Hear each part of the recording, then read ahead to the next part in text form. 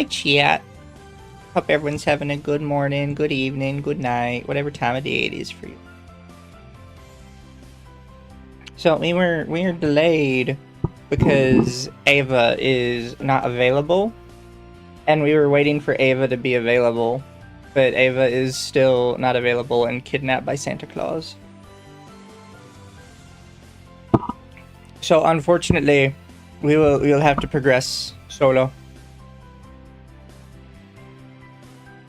Which is a lot less fun. I was hoping I could, have Ava here. But, it's all good. It's all good. It's fine. Thank you, Dragon Mage. Appreciate it. I hope people did enjoy the Rigger stream from last night. Because I was thinking about what to do exactly. Because it's kind of weird to do it by myself and not have, the co-host here. Ava is free to join if they escape from Santa Claus at any time. But there is a good chance they will not be available. Who else is autistic about the law to join? Nobody, unfortunately. So I have two things I kind of want to try today. Nah. It's a maybe. It's a hard maybe. I'll figure it out when I get there. So, get legal mindset to join.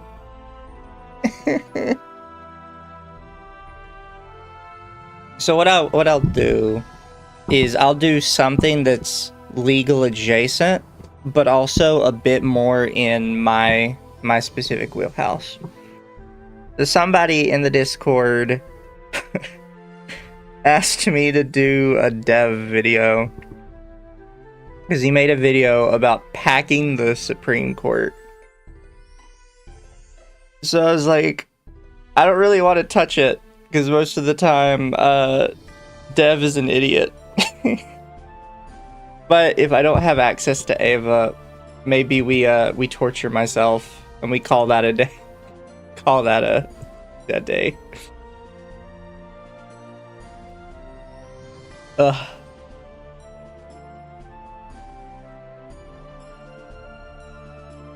I think everybody else is busy right now. They have their own stuff going on.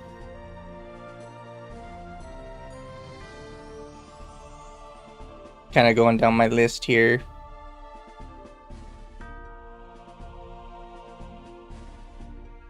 Because if I knew that Ava wasn't gonna make it, I would have put the feelers out for a couple more people.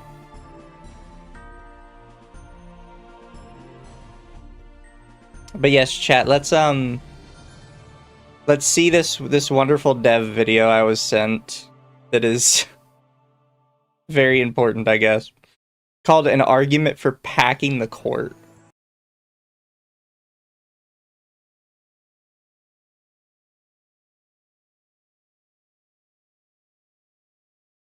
Oh, whoop.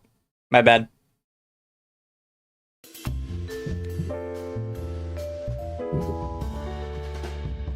The discussion.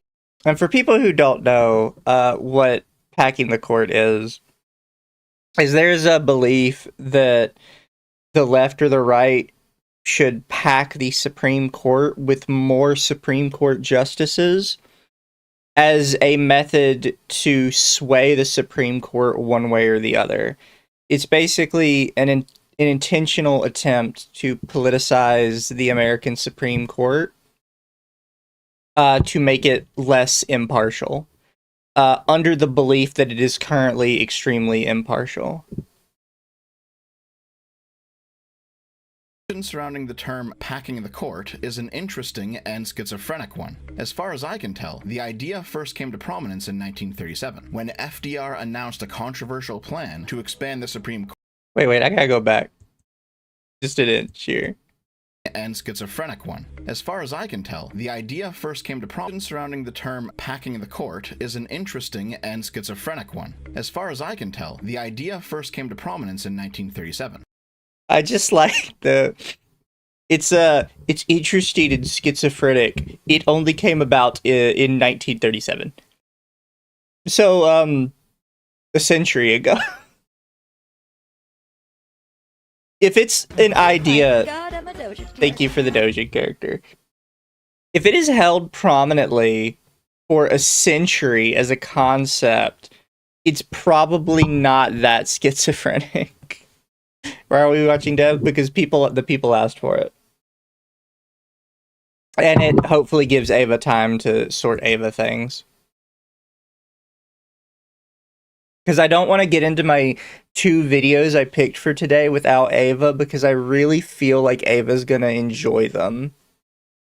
When FDR announced a controversial plan to expand the Supreme Court to up to 15 justices, his argument was that it would make the court more productive. And there is some truth to that, more hands in the workload. However, his critics accused him of packing the court with... To point out, by the way, he says there's some truth to that, because like more hands dealing with the workload. Every Supreme Court justice has to file a response to every case that comes before them. There is no multiple hands on the workload. Everybody is required to file a response. So that just doesn't make sense.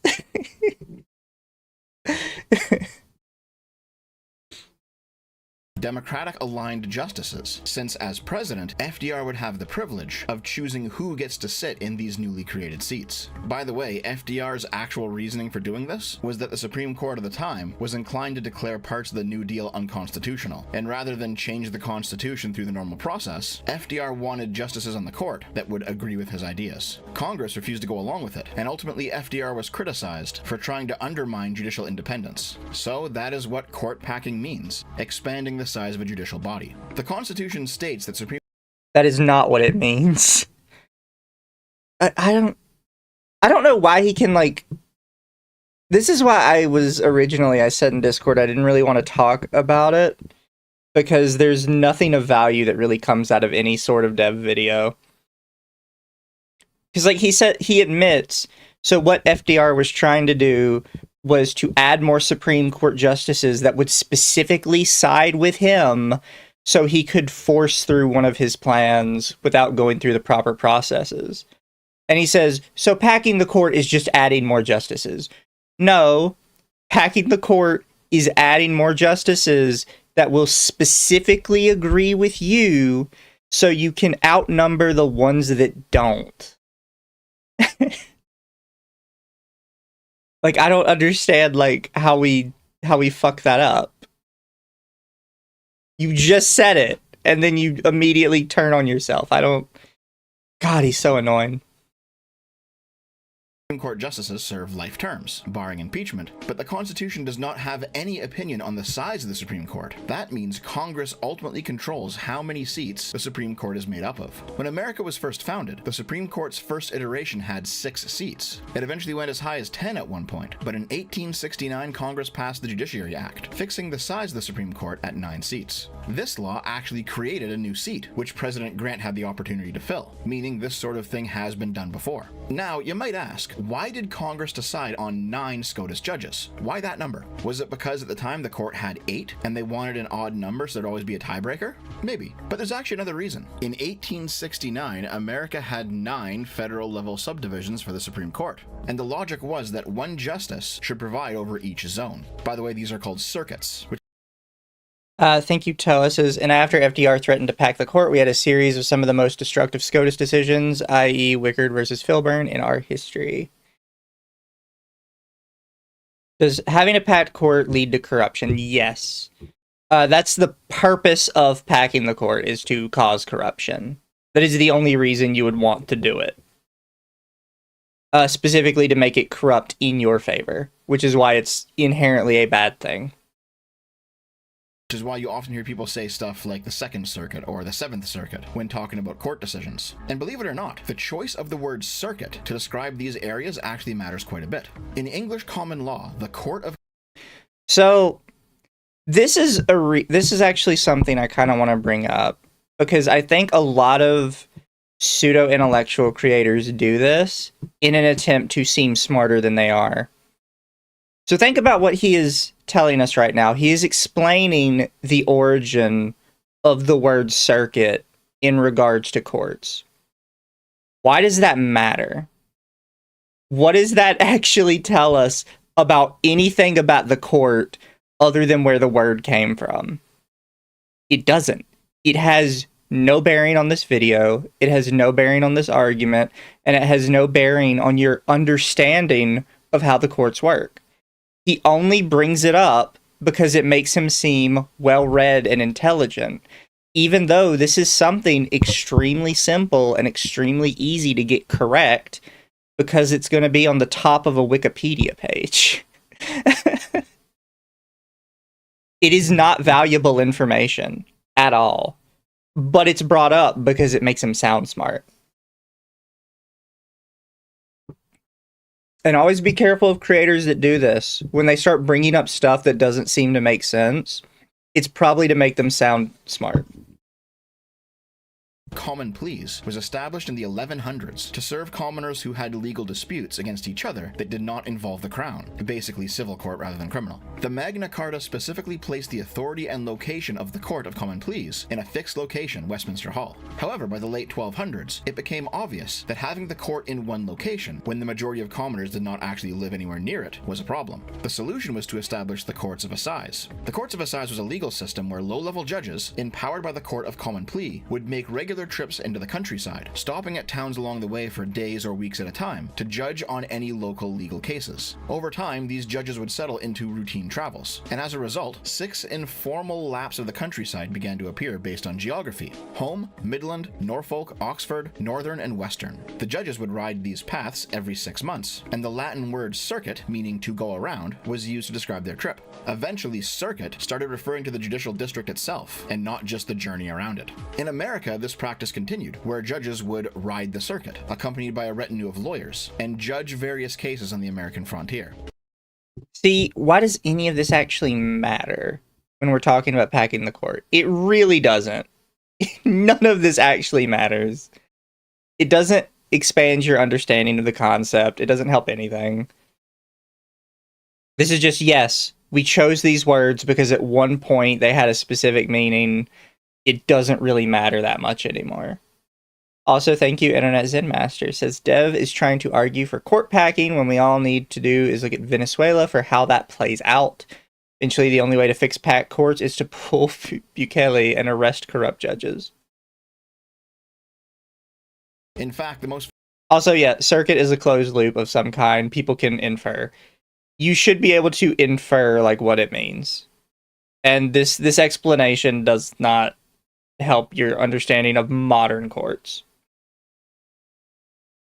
Famous person to ever do this job was a young future President Lincoln. When the Supreme Court was ultimately pegged to 9 seats in 1869, America had 9 circuits, and the logic was that each Supreme Court justice was ultimately responsible for riding the circuit of their assigned territory at least once in a while. As America became more settled, and cities in the frontier grew enough to warrant the building of a local courthouse, the practice of riding the circuit gradually faded away. Though believe it or not, it's not actually completely dead. Included in the 9th Circuit is Hawaii, Alaska, Guam, and the Northern Mariana Islands. And for the most remote locations, the current circuit justice for the 9th, Alina Kagan, has the constitutional obligation to occasionally visit these locations where there is no local court and hear cases. Of course, nowadays this responsibility is delegated to other judges, and air travel makes it a lot easier besides. They're called circuits because originally the Chief Justice was the final arbiter of law for that entire territory, and as such there was an expectation that they would occasionally go out and do laps around the territory they preside over, and get to know it and its people, at least on some.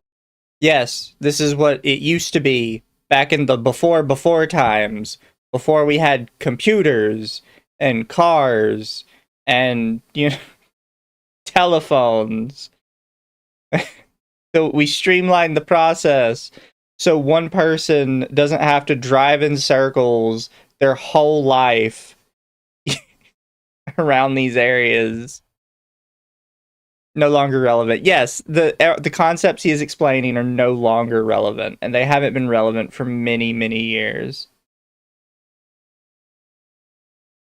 Level. Even if those travels don't happen in the same way anymore, they do happen at least sometimes informally. For example, although the law no longer requires the justices themselves to personally ride the circuit, even by plane, Justice Alito is known for occasionally taking trips throughout the states included in both the 3rd and 5th circuits. He doesn't preside over local cases or anything, but he does pop in from time to time just to see how things are going. And there's where we get to the first justification for expanding the size of the Supreme Court. Notice how I said Alito presides over the 3rd and 5th circuits? America no longer has 9 circuits. It has 13. Congress's original intention of 1 justice per circuit is no longer being adhered to. And this isn't just some formalistic traditions-based thing, though conservatives should be concerned with adhering to traditions. The Supreme Court is He literally pulled the I don't believe this, but you do, so you should so maybe if I use this argument, you'll do what I want. You know, I don't believe in conservatism, but the conservatives, if you really want to conserve stuff, you would agree with me. Oh, you dumbass. Look, yeah, that was the original intent back then, when the judges had to go around to, like, every individual area and preside over cases themselves. Now that that's not the case anymore, which you just admitted, it doesn't matter. That old, that the reasoning they originally had is irrelevant because we have cars and cell phones. Thank you, Toa. I mean, this particular argument for more justices isn't a bad one. It's just a matter of, we know that's not why you're doing this. No, that's the thing. It's still a bad one. Because he's not, like, he acknowledges that the technology has changed, so it's not as relevant anymore. But then he says, but we still need to treat it like it's relevant. No, we don't. Nah, man, I think he's right. I think we need more Trump-appointed judges. And then thank you, Baked Buddhist, for the hearts. A lot of orange hearts.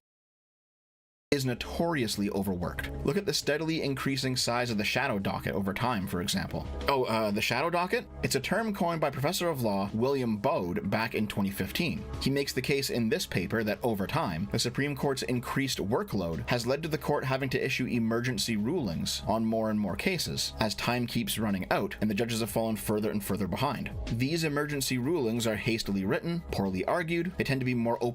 So here's the thing. They are correct about this. However, their solution doesn't do anything. Because as I said earlier, every Supreme Court justice has to have a response to every motion that comes before them. Adding more justices is not actually going to fix this. It's just going to mean there's more hastily written replies. What you would have to do is you would have to have a second Supreme Court, like a completely separate, entirely different Supreme Court that would take half the cases onto themselves. This is, like, we'd have to literally change how the entire system functions in order to fix this problem. And I'm not necessarily saying that maybe we shouldn't look into, like, 2 forms of Supreme Court or some degree. But, like, it's a very complex problem, and just saying just add more justices doesn't fix it.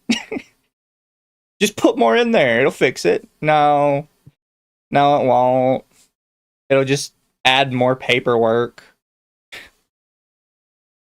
Openly partisan in nature, and they're just not good for the long-term credibility of the court. The main reason for this problem is there's just not enough judges, both on the Supreme Court itself and also working in the lower levels. So, those are the first couple of reasons as to why expanding the Supreme Court is a good idea. 1, it's in line with American tradition to keep the number of Supreme Court seats equal to the number of Supreme Court circuits. And 2, the court is... Clarification. Toa, you're thinking of different things. We're talking about cases that come before the Supreme Court themselves. Not cases that are just over a circuit. Cases that come before the Supreme Court themselves require a response from every single Supreme Court justice. And that is what we're talking about.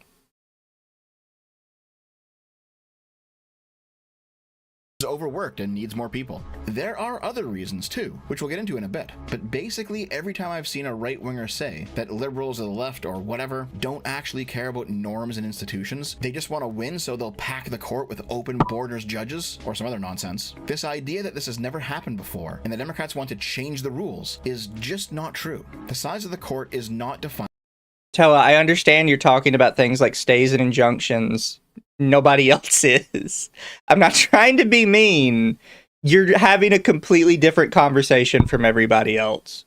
We're talking about Supreme Court cases only. By the Constitution. It has been changed by a simple bill passed through the House and the Senate, and it can be done again. And as we've seen, it would be a good idea to do it on a practical workload level. When people use the phrase pack the court during modern discourse, we can identify a few different camps. There are liberals and people further to the left who believe that SCOTUS needs to be expanded, not solely for workload reasons, but because the 6-3 right-wing majority is unacceptable to them. Sometimes they think the 6 right-wing judges. Toa, please stop fighting this. You don't understand what we're talking about. Yes, they do other things, but they can already delegate those other things. Those things are already delegated to other people. That's why they're not in discussion. We are only talking about the one thing that they cannot delegate to anyone. Are ideologically partisan, or they're corrupt or insane or something. In some cases, they do actually just want to tilt the scales in their favor, and whatever reason gets them there doesn't matter. However, there's also a large vocal group of right-wingers out there who are constantly saying, see guys, the Democrats want to pack the court. If we don't do it first, they'll destroy us. If we don't gerrymander the midterms, they'll destroy us. If they ever get any power again, they will pack the court. So we are justified in doing anything we want to stop them. And by the way, Trump himself is in this camp. You know, what they're going to do is, what the Democrats will do is they're going to make Puerto Rico a state. They're going to make D.C. a state. They're going to pack the court. They're going to end up with more electoral votes. They're going to end up with 4 senators because of the 2 states. And they're going to do this 100%. They would have done it, except Manchin and Sinema got in their way. They would have done it. So if they're going to do it, I would do it. I would do it before them. So what's the problem with this rhetoric? Is it because the Democrats don't want to do this? The problem with the rhetoric is you're both just fighting with each other. Like, it's this stupid back and forth argument of, well, they said they're going to do it, so we're justified in saying we're going to do it. Well, now that you've said you're going to do it, we're justified in saying we're going to do it. Like, some people just don't stand on principle, and the problem is Dev is one of those people. That as soon as one side starts saying something, he immediately dips on his principles. And then he tries to justify to doing it to you. It's like, well, you said you're vaguely right-wing. That means you must agree with everything the right wing does. Ugh. Also, thank you, Internet Zen says, some of that nonsense, the freak out by the Democrats, getting told no by the Virginia Supreme Court, and openly mulling, figuring out ways to try and put open borders judges on it, get bent Dev. Yeah, no, he always pretends like one side doesn't do it and one side does. It's dumb. And the Republicans are just making it all up to scaremonger? Well, partially yes and partially no. Yeah, you know what? Some Democrats are actually very gung-ho about packing the court, but a lot of them aren't. A lot of them actually are the norms and institutions respecters that Republicans mock them for. Here's a good example of what I mean. Bugman Hagel, a notorious right-wing account, says that if the Democrats win in 2028, they will pack the court, so they must be stopped. Okay, maybe so. But here's AOC in 2020 saying the court needs to be packed. It's been 6 years since then. Biden won in 2020 and it didn't happen. It probably... Dev, by your own argument, Trump, who is currently president, who you just showed a clip of saying, like, maybe we should pack the courts before them, has also not packed the court. It's a dumb argument. And you've got to know it's a dumb argument. You've got to know you're wrong. Like, I genuinely don't understand how he doesn't pick up how wrong he is all the time.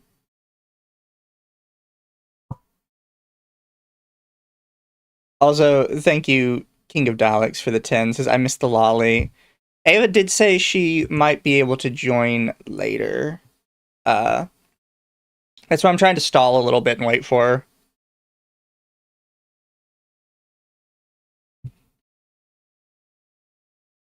Should have, but it didn't. Now, of course, just because the political will didn't exist 6 years ago to pack the court, doesn't mean it doesn't exist now, especially with Trump's plummeting approval rating and the hard reality of a SCOTUS that is not willing to seriously oppose him. So in 2020 and earlier, the Republicans were actually just fear-mongering about packing the court. The political will wasn't there. But in 2026, it might actually be there among the Democrats now. Of course, Dev, you have no idea what our political landscape looks like at all.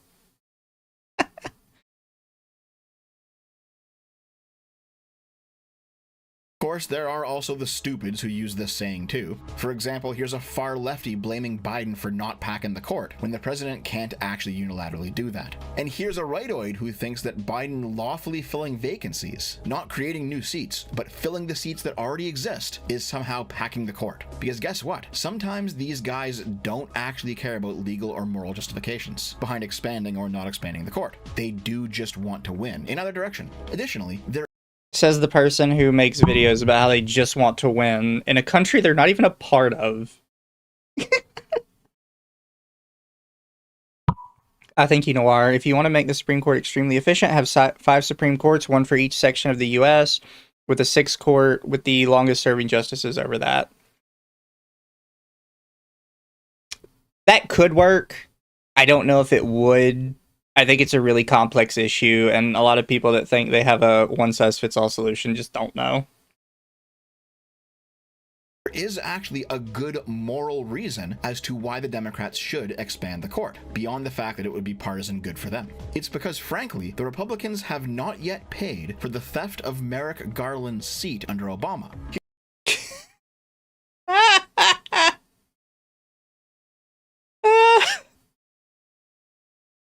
Your whole argument is they stole it from us. We should be able to steal it from them.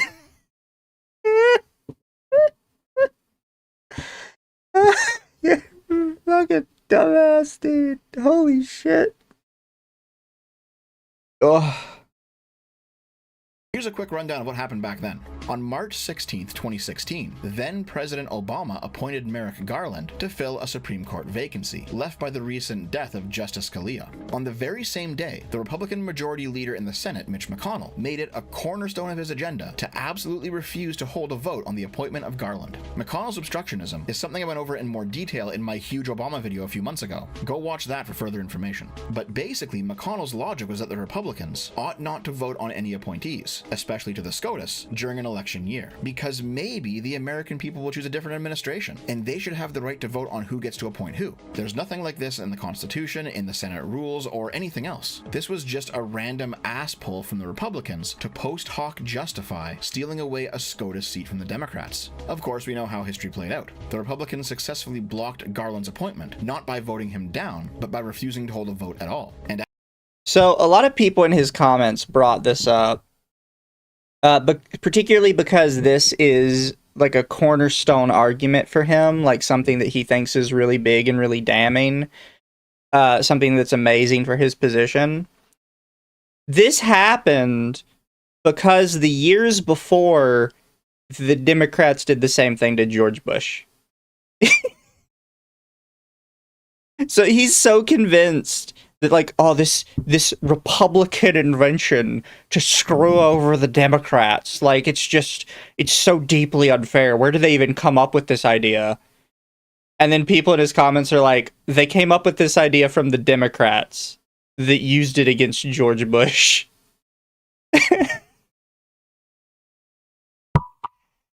he doesn't understand what he's talking about, and he's insistent on like continuing to talk about it.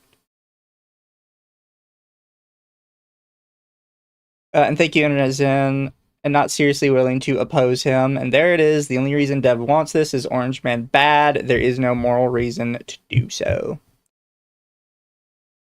And then Toa says, and nothing stopping the Dems from doing the exact same thing to Trump in 27-28, which they will very likely have the opportunity to do. Exactly. Like, look, I'm not saying it's good. I think I've said this before. I think a lot of the political system, not just in America, but across the world, is a fucking mess. Is a bipartisan mess of elite people trying to screw each other over more than they're trying to help the people they're above. But then you get idiots like this that are absolutely convinced that their guy is the only one that's not trying to fuck people over, and that's why their guy should always win. Why is a Canadian talking about American issues? So, fun fact, he can't talk about Canadian issues because as soon as he does, people are going to ask him where his Canadian trucker video is. Because he tried to say that there were valid reasons that his country started debanking protesters that were protesting his government. And he knows he can never come up with a genuine, valid argument for it. So he is, for his entire history, just put off making this video because he knows no matter what he does, he's going to look like an ass. So he just avoids talking about Canada at all.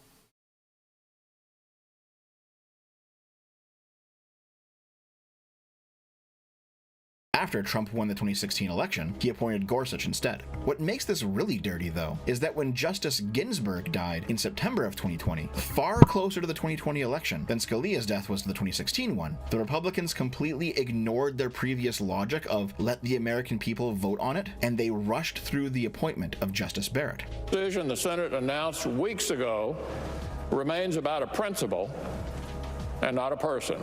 The Senate will appropriately revisit the matter when it considers the qualifications of the nominee the next president nominates, whoever that might be. The Supreme Court justice will decide next year. Oh no, the Republicans did something that benefited their party, just like the Democrats did. I would have never guessed that a politician was hypocritical. Gee, who could have seen that coming? I just don't care, man. Like, I can't be bothered to care when people are like, but your politician is a hypocrite. Yeah, so are all of them. So most of us are trying to choose the one that's the least hypocrite out of everybody. The least hypocrite and the least idiot. Because I could make an argument that, like, Alexandria Ocasio-Cortez is one of the least hypocritical politicians, but she is so horrendously stupid that anybody voting for her is just voting to have, like, their entire life ruined.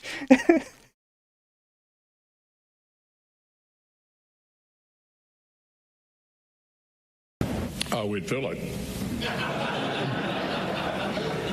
In my opinion, this level of blatant obstructionism and hypocrisy from the Republicans is a moral debt they have yet to pay off. I actually recall talking to Scrump about this back in the day, when it was still happening, and his logic was basically, the only thing that matters is the Republicans had the power. So I have to point this out, because he keeps saying, like, this blatant obstructionism, it's like it's never been repaid or whatever. Oh, is Ava here? Hi, Ava. Yes, it has. Hi, how's it going? Yeah, so to, like, I don't know how much you've heard, but to, like, put this, to put my opinion in perspective so far, all I've really said is, look, all politicians are hypocrites. This bullshit you're trying to do about, like, the Republicans are uniquely bad. Like, no, you're an idiot. No, they're not uniquely bad. Were the Everyone's Republicans a hypocrite about this? Yes, they were. You know who else was? The Democrats. It's, like, that's just how it is. That's just how politicians are. I'm not saying it's good. I'm not saying I agree with it. But this dumb crap you're trying to do about how one side is different than the other. No, they're all about the same. you know? I also have to point out, because what I was going to say before I noticed Ava was here, was all of this was happening around the same time we found out that Ginsburg had been out of commission for almost a year, and they were hiding it. Yeah.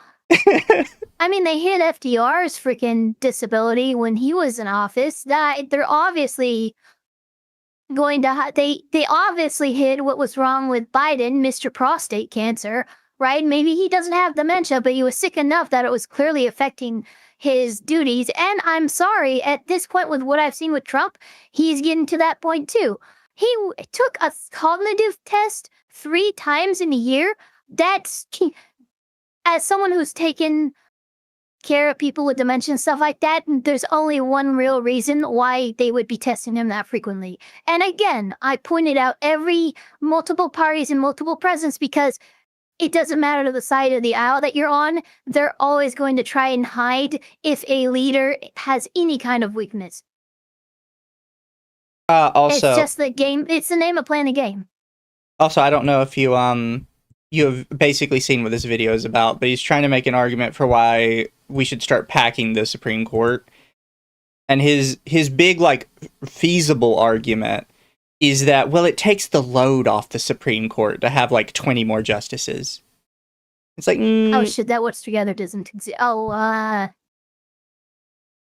Did you link me the watch? I don't know what we're looking at. I do think we need to increase the number of justices, but there's a very simple reason why, and it's not political.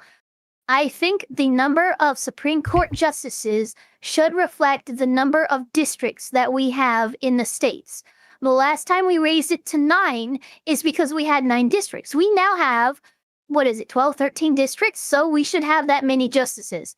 Not for any political reason, but literally just so a justice can more or less be a representative of every congressional district that we have in the justice system. Yeah, so that's the only reason why I think we should have more. We should not be padding any court ever, and we should not be using that term because that's disgusting. Yeah, so that was his first argument, but then he moved into, and also we should have more because it takes off a huge workload from the existing justices, and it's like, it really doesn't. No, it doesn't. What the fuck are you talking about? They all have the same workload because they all have to write their opinions. They all have to concur or dissent. What? Yeah, oh that's... my god, okay, I'm people already in his comments, pissed off. People in his comments were also calling that out, and they're like, you realize every Supreme Court justice has to reply to every motion? They don't get to pick and choose what ones they feel like replying to? Yeah, I don't really know. There's no lightening the load by adding Supreme Court justices to the Supreme Court. Like I said earlier, the only actual way to do that, by the way, I did send you the Watch Together link in DMs, is thank you. The only way is to make a second Supreme Court and then divide the cases between the two of them. That is the only actual way you're going to lighten the load. But that requires like a total rewrite of how our system works, like from the ground up constitutionally, because the Supreme Court is such a cornerstone of how our country functions, that I don't think you could ever get people to do it correctly. Not really, no. I mean, the whole point of all 3 branches of government is that we know that we're never going to get either branch perfect. It's not going to happen. But hopefully, working separately but also congruently as a checks and balance system, hopefully the imperfections in each branch will be covered by what's good about the other branches. That's the hope. But when you start fucking around and poking the system and fucking with the systems like this, that system will show just how weak it really is. And it's not, it never, like the second that we decided to try and politicize the Supreme Court is the second we fucked up. Yeah. Because no one in there should be political. Thank you, Toa. Toa says the kind of dementia people are saying he might have isn't detected by those types of tests. There are tests for it. He's not taking those types of tests. I'm not getting too into any of that because I am... test that I'm sorry. I'm not getting into any of those because I'm avoiding like politics in general. We're talking about like the system itself as it exists. Yeah, we're talking about the system, and I brought up Franklin D. Roosevelt for a reason, because he's dead. None of us were alive when he was president, but they were still hiding his illnesses. Dude could not fucking walk, and they managed to hide that from the American people. Yep. He had Think like about polio that. or something. Yeah, he had polio, and he could barely fucking walk, and they managed to trick. I think FDR, what was he, 2 or 3 term? He was one of the few more than 2-term presidents we've had. And, like, you don't have to go to, oh, the government hides stuff from us and just look at recent politics. You can take long shots. You know, I could go all the way back to Andrew Jackson if we had to. The fact of the matter is, this has always existed, and it will always exist. And then Internet Zen Master says, a moral debt they have yet to pay off. Dev, you filthy leaf. They're politicians. Morals die off at the city limits of DC. Which is not necessarily inaccurate. Are you able to get in, Ava? I am trying to get in right now. There we go. Yeah, I'm not even streaming this Lawtism on my end because I was so freaking late. No, it's fine. I actually have not gotten into the actual legal stuff I wanted to show you. I was doing this to try and distract from the other stuff.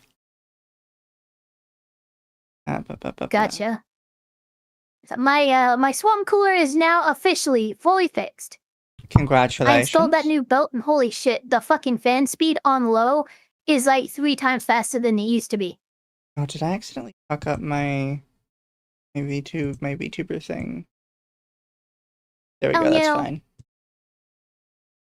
I'll shrink myself a bit so I can pop you up a bit more. Right. There we go. But are you able to get in the watch together? Yes, Timness. Yeah.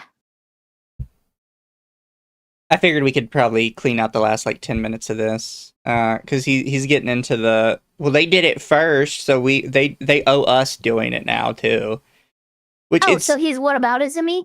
He is, but it's funny because he's not even American, he's Canadian. So it's funny that he keeps doing this. Well, the Republicans did it to us, so I should be able to do it to them. It's like, you're not American! You don't live in this country! Yeah, look, if Trump somehow manages to get that Canada 51st state thing pushed through, you know what? You can talk about our politics all you want. It's kind of crazy for you, a foreigner, and I'm not meaning that derogatorily, but to make an argument for packing our Supreme Court. Yeah. That is kind of insane. To block in 2016 and nominate in 2020. If you can do it, you should. Which really should have clued me into him being a moral leper sooner than I figured out. Anyway, I am all for the Democrats extracting that moral payment, because Scrump... So, why SCOTUS should be expanded. There's 13 circuits and only 9 justices. Fine. The courts are overworked and need more people. This doesn't fix the problem, as you and me just discussed. And then the Republicans already stole a seat. Yeah. Specifically with stealing a seat, they're talking about blocking Obama's nomination. Which, as people pointed out to him in the comments, he tries to pretend like the Republicans came up with the idea to block the nomination. Like, the concept of blocking a Supreme Court nomination. And people are like, the Democrats that shit's said... old as time, come on. Yeah. And people are saying, the Democrats had literally just done that the years before with George Bush, right? Like, it's not like a foreign concept that nobody... That's a lot before my time. Like, people are like, it's not like a foreign concept that nobody had heard of. I would not doubt it. I definitely would not doubt it, because this is just... Look, gerrymandering was a term that came about like 50 or 60 years ago, and it always existed as a thing, but no one really had an example or a definition for it until a particularly egregiously ambitious politician did a gerrymander so fucking egregious, they called it a gerrymander. Yeah. And then over time, it turned into gerrymandering. But this is, God, the tale as old as time. This shit goes back to Rome. We don't even have to look at our own democracy to see the kind of fucking games that politicians play. Yeah.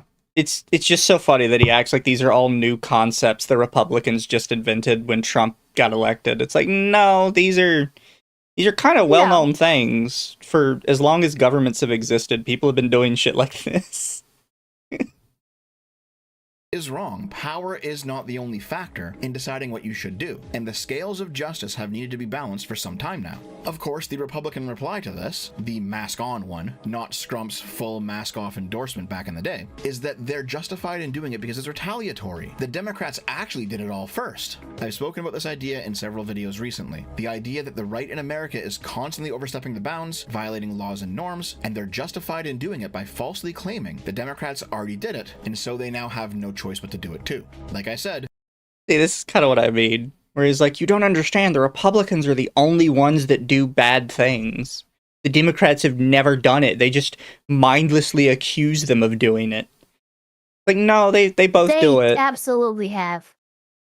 The only lie is that either side did it. Probably, in my friend and collab group, I'm probably the most left of center person here, but to act like the Democrats have never done no wrong, or like they've only ever done it as a reaction as opposed to coming up with some pretty fucked up shit themselves, that's asinine, that's delusional. You're drinking the Kool-Aid if you believe that. Exactly. The only thing that's a particular lie from either side is that these problems are new. Like, even he mentioned at the start, the idea of packing the court, like, with specifically those words in America has existed since, like, the 1930s. Like, on paper, written down, the specific terminology is over a century old. Like, we have talks of packing the court as opposed to the talks we used to have back when SCOTUS didn't really have the power it has now. And it had to gain that power by clawing it from the executive and the legislative branches. You know, before, during Andrew Jackson's time, it was more of, oh, the Supreme Court has made their ruling. Let us see them enforce it. That's the kind of shit those are the conversations we used to have. So I much rather talk about packing or like changing or working with the courts as opposed to just straight up fucking ignoring their decisions, right? Yeah. So like, it's not good, but it's not new. And if anything, it has improved a little bit since, 120 years ago. Yeah. The right views principles as obstacles to be rerouted around, not morals to be followed. But just like in every previous video, this idea that the Democrats played the same game and Republicans just won it is actually a testable statement. We can observe the objective reality and see what actually happened. Is it truly the case that the Democrats started this escalating tit-for-tat game? Well, to examine this properly, we've got to discuss the Senate's nuclear option. Here's the basic idea.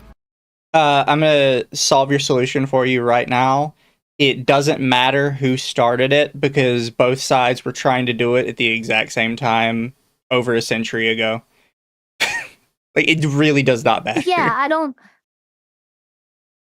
It's literally a chicken or the egg argument. Look, the whole thing too, and at this one, yeah, chicken or the egg argument, and also this thing right here with the fucking, let's end the filibuster. One, I think we should absolutely end what's known as the zombie filibuster. That is where someone can just object and then there's no talk. Like what people understand is what is Mr. Smith Goes to Washington, if anyone remembers watching that.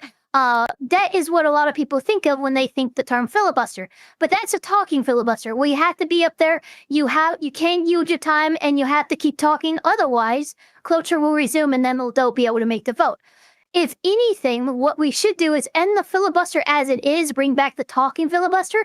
But this mutually assured destruct, this nuclear option thing, has been something threatened by both Democrats and Republicans for decades. I can remember clips in the 80s of, we have to end the filibuster. Yeah, like, this is not like a new thing. The Senate is run by a lot of precedent and procedure, stuff that isn't hard-coded into law, but is all highly respected traditions amongst the senators themselves. Most of the time, to put an end to debate on an issue and call a vote, a supermajority is needed. 3/5, generally 60 out of 100. However, he has this really weird thing he does, by the way, and I think you can hear it when he's saying it now, where he seems to, at the same time, he's saying every politician on, like, the right is trying to stab you in the back. he'll also be like, but actually politicians are really prim and proper and really committed to tradition and like all this other stuff. It's like, no, they're not. I don't know what you're talking about, dude. They're really not. Internet Zen Master, stop. We're not talking about that. We're not talking about who did it first. They all do it.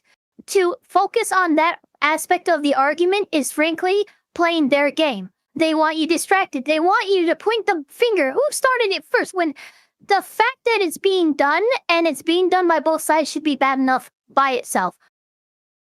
That's the point we're trying to make here. See, this is why I don't like touching anything that's remotely political, because then people start fighting about it.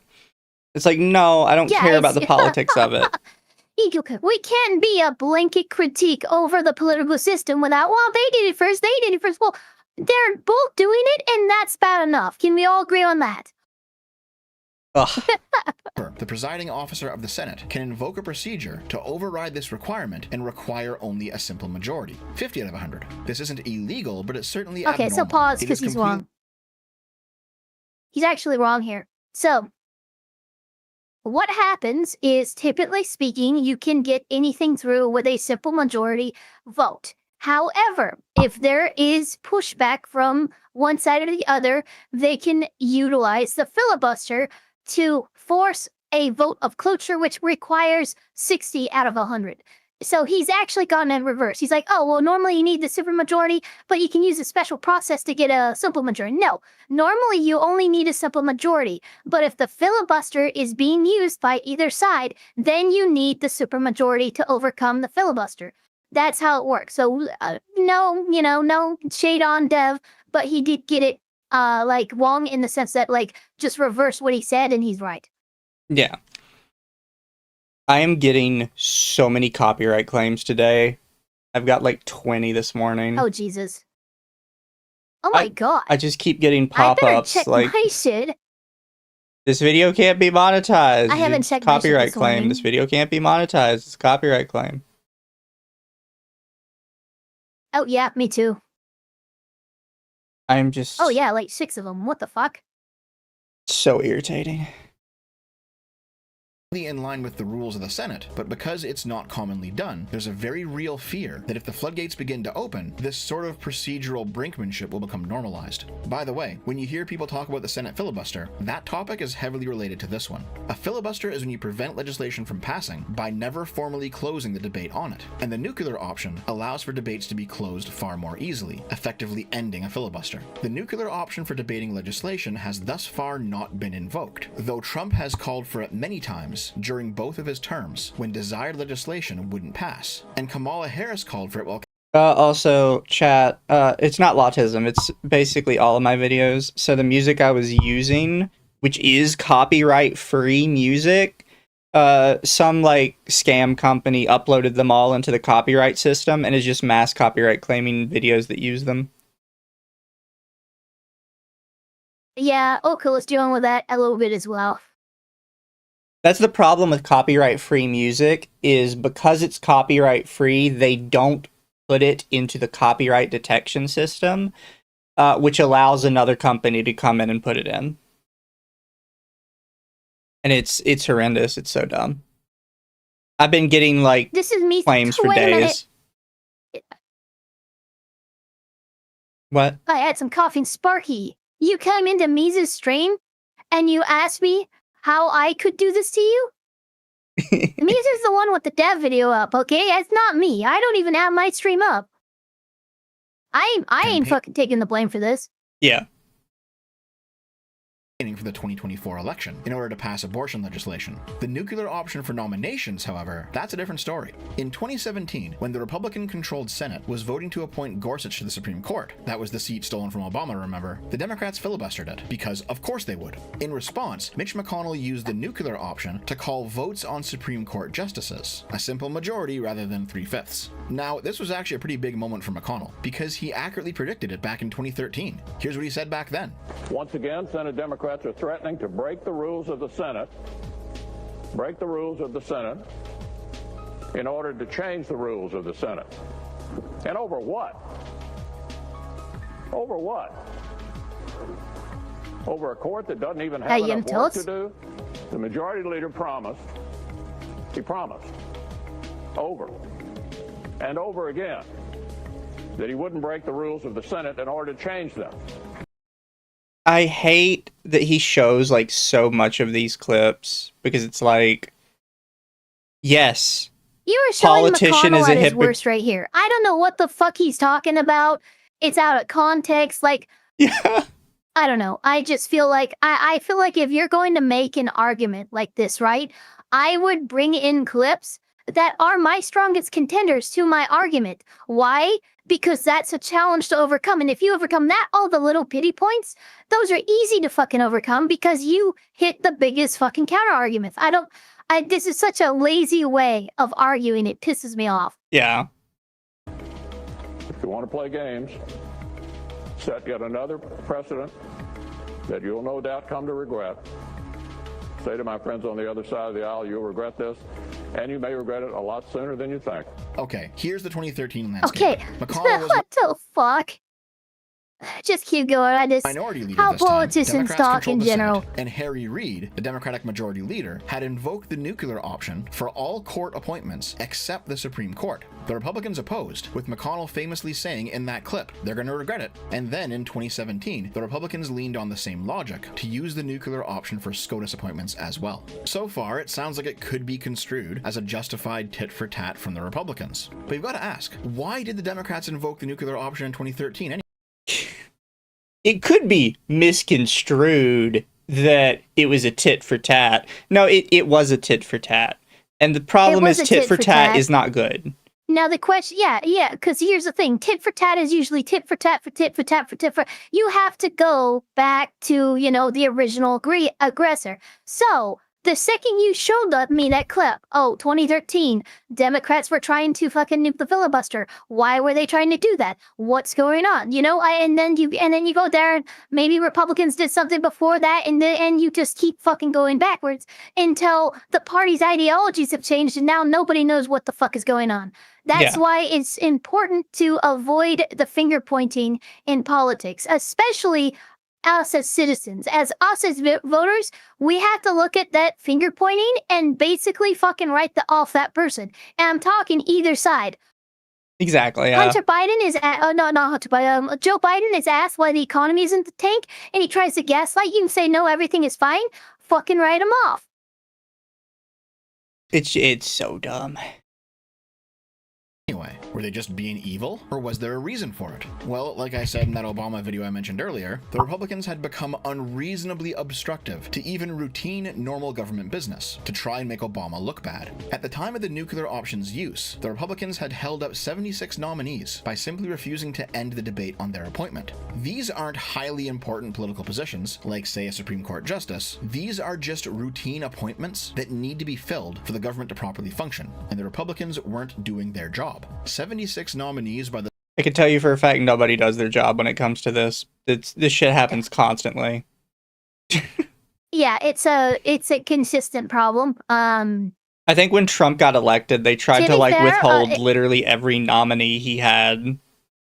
Like 100% of his nominees, except for two or three. They didn't withhold them because they did all the hearings. They did try to disqualify his nominees, but the what he's talking about here, and it's something I haven't seen in my lifetime.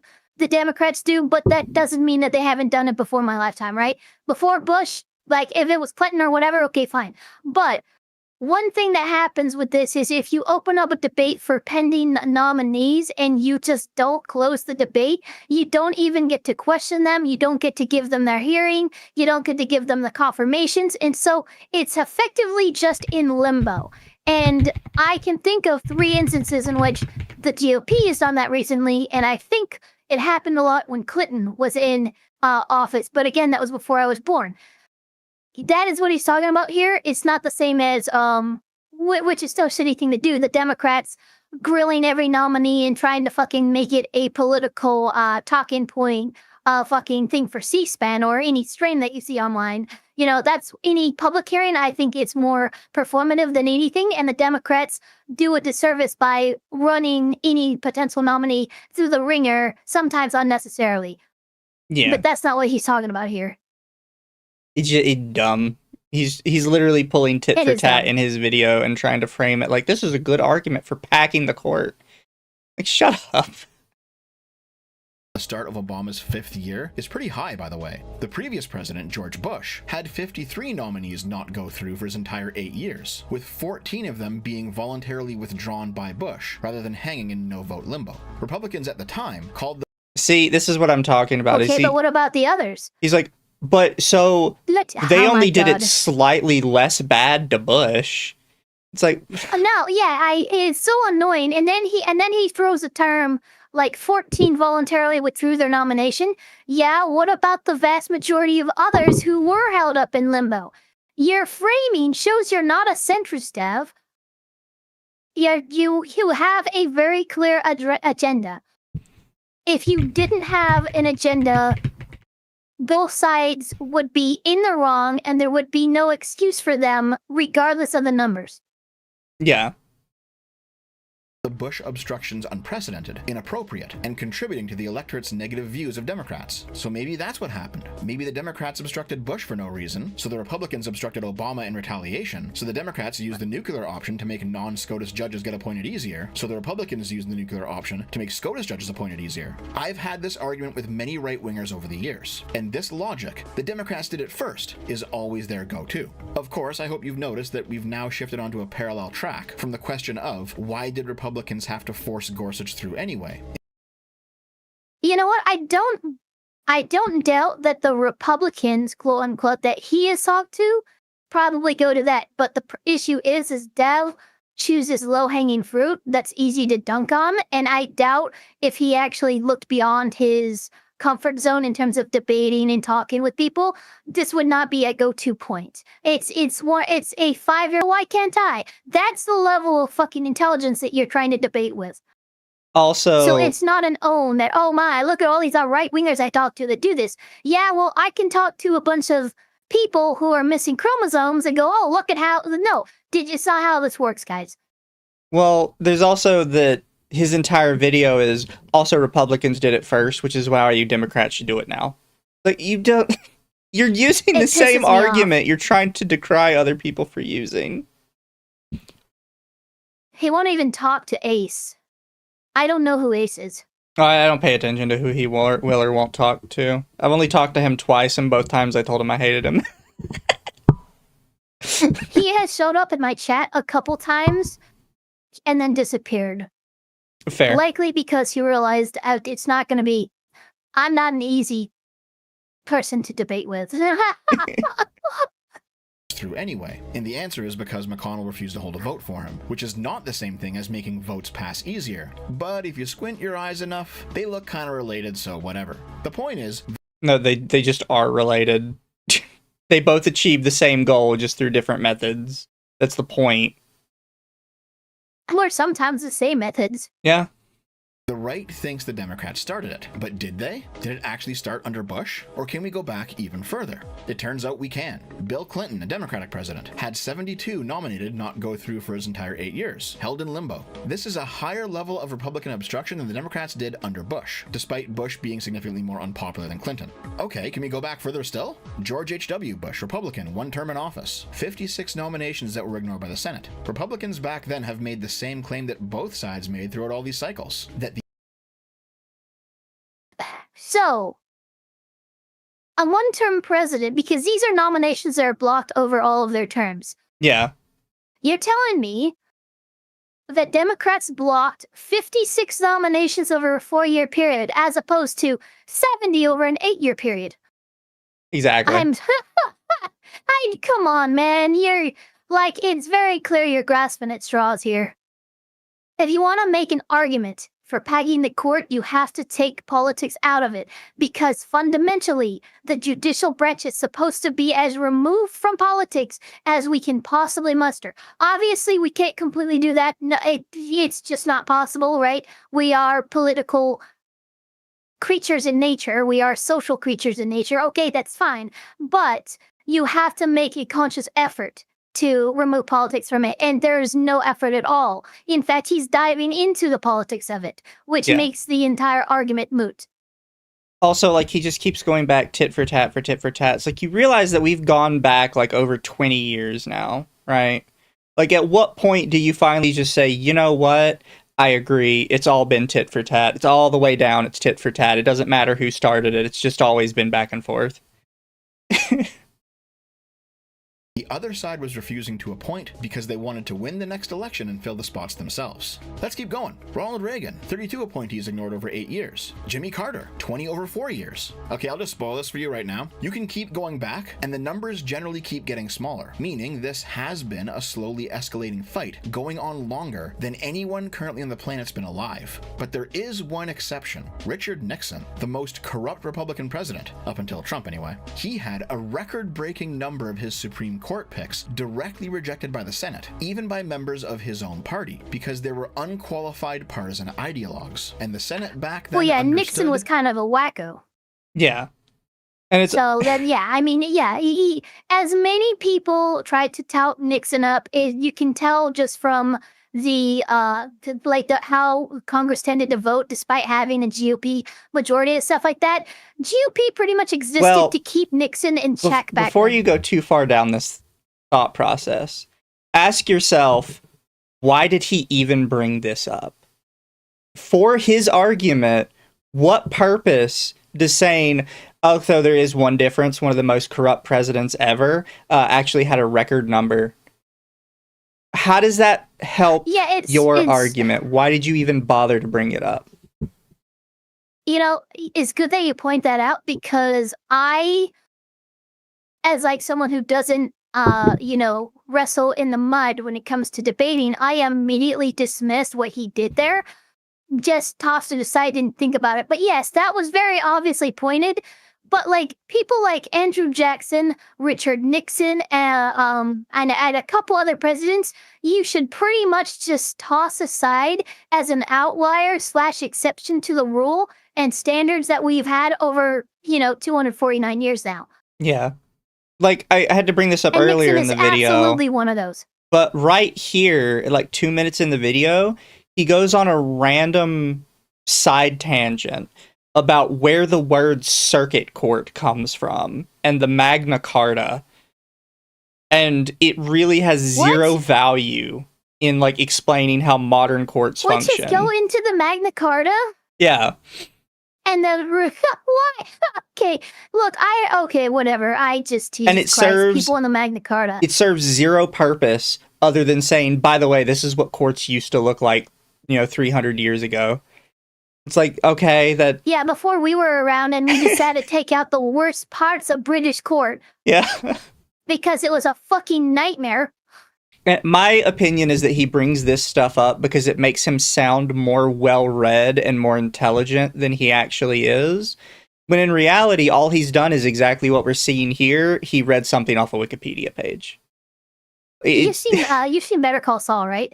Yeah. Okay, good. So there's the point in the show where Chuck goes on and on about how he knows how Jimmy fucking defrauded him because he saw a number and it reminded him of the Magna Carta. I rolled my eyes just as hard at that scene as I did at this scene. You know why? Because the most insufferable fucking people, especially lawyers, love to talk about the Magna Carta and that early formation of what is more or less foundational law, even that we use, but still it's just, you're like the asshole goes, I prefer classical, and you put on some fucking Bach or freaking Debussy instead of, classic rock or modern fucking music. Okay, we get it. You're cultured. Get the fuck out of here. I will never be able to take that that one musician name seriously every time I hear it. Debussy. Every time I hear it, wait, no, you ready for this? You ready for this? Always finish on the Bach, never on Debussy. It's horrible. It's so horrendous, Emma. It's great. I love it. It's horrible. I hate it. Thank you for that. Thank you, Internet Zen says the only reason Nixon got into office was the first time was because RFK was assassinated and the Democratic Party imploded at the DNC convention. I will say any assassinations or assassination attempts typically tend to sway elections very hard. Like, very quickly. Oh, yeah. There's actually a term for it. It's called, in a campaign and stuff, you would call it a bullet bump. Yeah. And the reason why it has a term is because, yes, politicians have used or even staged tragedy to get their guy, ahead in the polls. That's why it's called a bullet bump. It bumps the polls, and it had to do with bullets. There you go. Pretty simple. They couldn't just let Nixon fill the court with sycophants. I should probably point out at this point that all of this is an exercise in futility ultimately. I personally don't think most Republicans actually care about who started it. Even if we looked back into history and found ironclad proof that the Republicans started this escalating cycle, they'd just find another reason to do what they want because it's all post hoc rationalization in the Shut the fuck up. It's so funny. Actually, shut the fuck up. Watching him go down this line. You want to fucking pin the blame on Republicans as the start of it all, dating back to before the Republican Party existed? Yeah. This isn't how this works. It's just so funny. God, that is so annoying. He constantly does this tit for tat thing. Name. Like he does That's what I fucking hate. He does this tit for tat thing back and forth, and then he goes, this is all pointless because the other side doesn't even care who started it. You know what's funny? Neither do I. And why? Because I care about the fact that it's being done, not who started it. That's called the blame game. And guess what? While someone's fucking drowning and dying on the ground, no one's doing mouth-to-mouth resuscitation because you're wondering who pushed the kid in the pool. Yeah. No, fucking resolve the situation, then you can fucking assign blame. This is just always how he argues, and this is why nobody really pays attention to him. The end. They're certainly not going to turn around and say, oh, well, I guess the Democrats were actually justified after all, and we really are the baddies. Here's what we can take away from all of this. Obstructionism regarding the appointment of nominees has been rising over time. Nixon was a uniquely bad, highly corrupt president who was obstructed at every turn. And that seems to be where things more or less begin. The amount of obstructionism under George H.W. Bush was quite high, Bill Clinton's was quite high, George W. Bush was a little bit less so, and then Obama's was quite high again. And please remember, I am generalizing here. Maybe it actually was good to obstruct some of these candidates. You know what's something he actually leaves out of a lot of his numbers, by the way? He leaves out how many people were nominated. He brings up how many people were obstructed. Yeah. He doesn't actually ever bring up how many people were nominated. Yeah, that's actually a good comparison as well, because, hey, oh my God, Jimmy Carter only nominated 26 people. Well, yeah, and that's why that's why his numbers are so low. If someone nominates 130 people and 70 get obstructed, well, they're just by percentages and statistics, they are just going to naturally be obstructed more than someone who only nominates 26 people. Yeah. Because they were shit. Looking into each one of these cases to see if they were justified or not is way above my pay grade. But also remember that until McConnell's unprecedented level of obstruction towards the Obama administration, this sort of thing... Until this guy's unprecedented level of obstruction, it's like, no, it was precedented, and that's the problem. It is precedented. Look, Trump still has not done some of the worst things that have been done by previous presidents, okay? Until Trump is directly responsible for the death of 300,000 Cherokee Indians out of disobeying a direct order from the Supreme Court, I'm sorry, Trump isn't our worst president. He might be our worst modern president. I might give you that. But trust me, we've done some seriously fucked up shit, and I'm talking all the way back to Jefferson, okay? Like, it's just... People are so dumb. Also, the only 100% good president was Teddy Roosevelt. Teddy Roosevelt was a fucking G. My boy Teddy. I would have loved to meet that guy too. For him to get shot and then just disarm the guy and then beat him with the pistol he was just shot with, and then to continue the speech. Who are you? Well, we don't deserve you. What the fuck? Did I ever tell you when I was in high school, my first year of high school in history class, we were asked to do a quote-unquote debate on who we thought the best president was and why.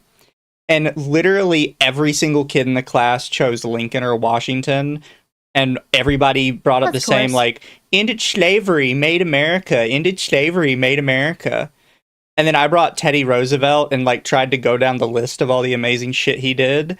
And I got shouted down as anti-American for not choosing Lincoln or Washington. And the teacher did not stop any of them from doing it. Of course she didn't.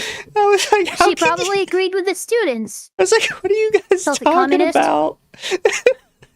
This fucking Teddy Roosevelt, dude. How do you not like, yeah, Teddy? Yeah, he's like the most American. And here's the thing. He's one of the last presidents that we had that was in the front lines. It's like, no, I have my own cavalry. I'm going to name them the Rough Riders. We're going to go to Cuba and fuck shit up in the name of my country.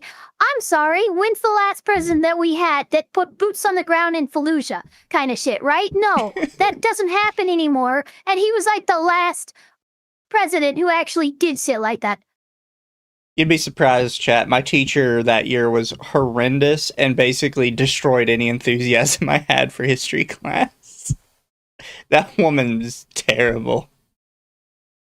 Was just not done to Supreme Court justices. All of Nixon's were directly voted down. They were never held in limbo until McConnell came along. That was a new battle. Because it was extremely easy to vote Nixon's shit down. Like, that's... I'm not saying it's good or it's bad, but that's why the methods are chosen. The methods changed because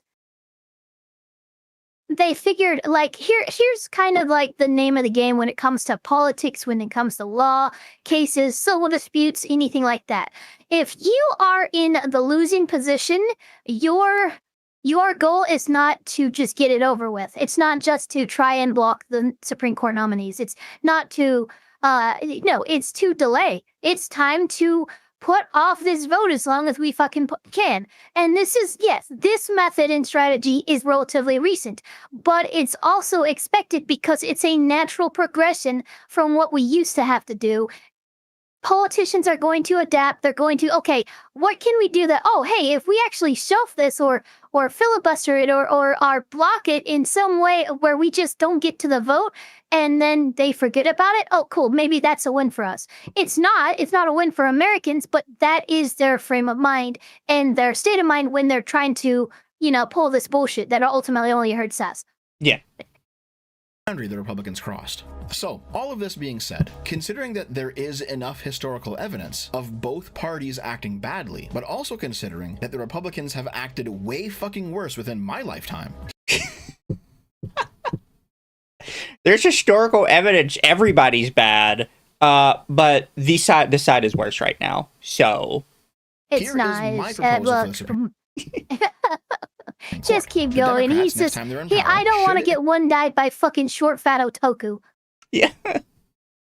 Expand it to 13 seats by passing legislation in Congress, just as has been done before, using the same justification, 1 seat per circuit. Here's my question.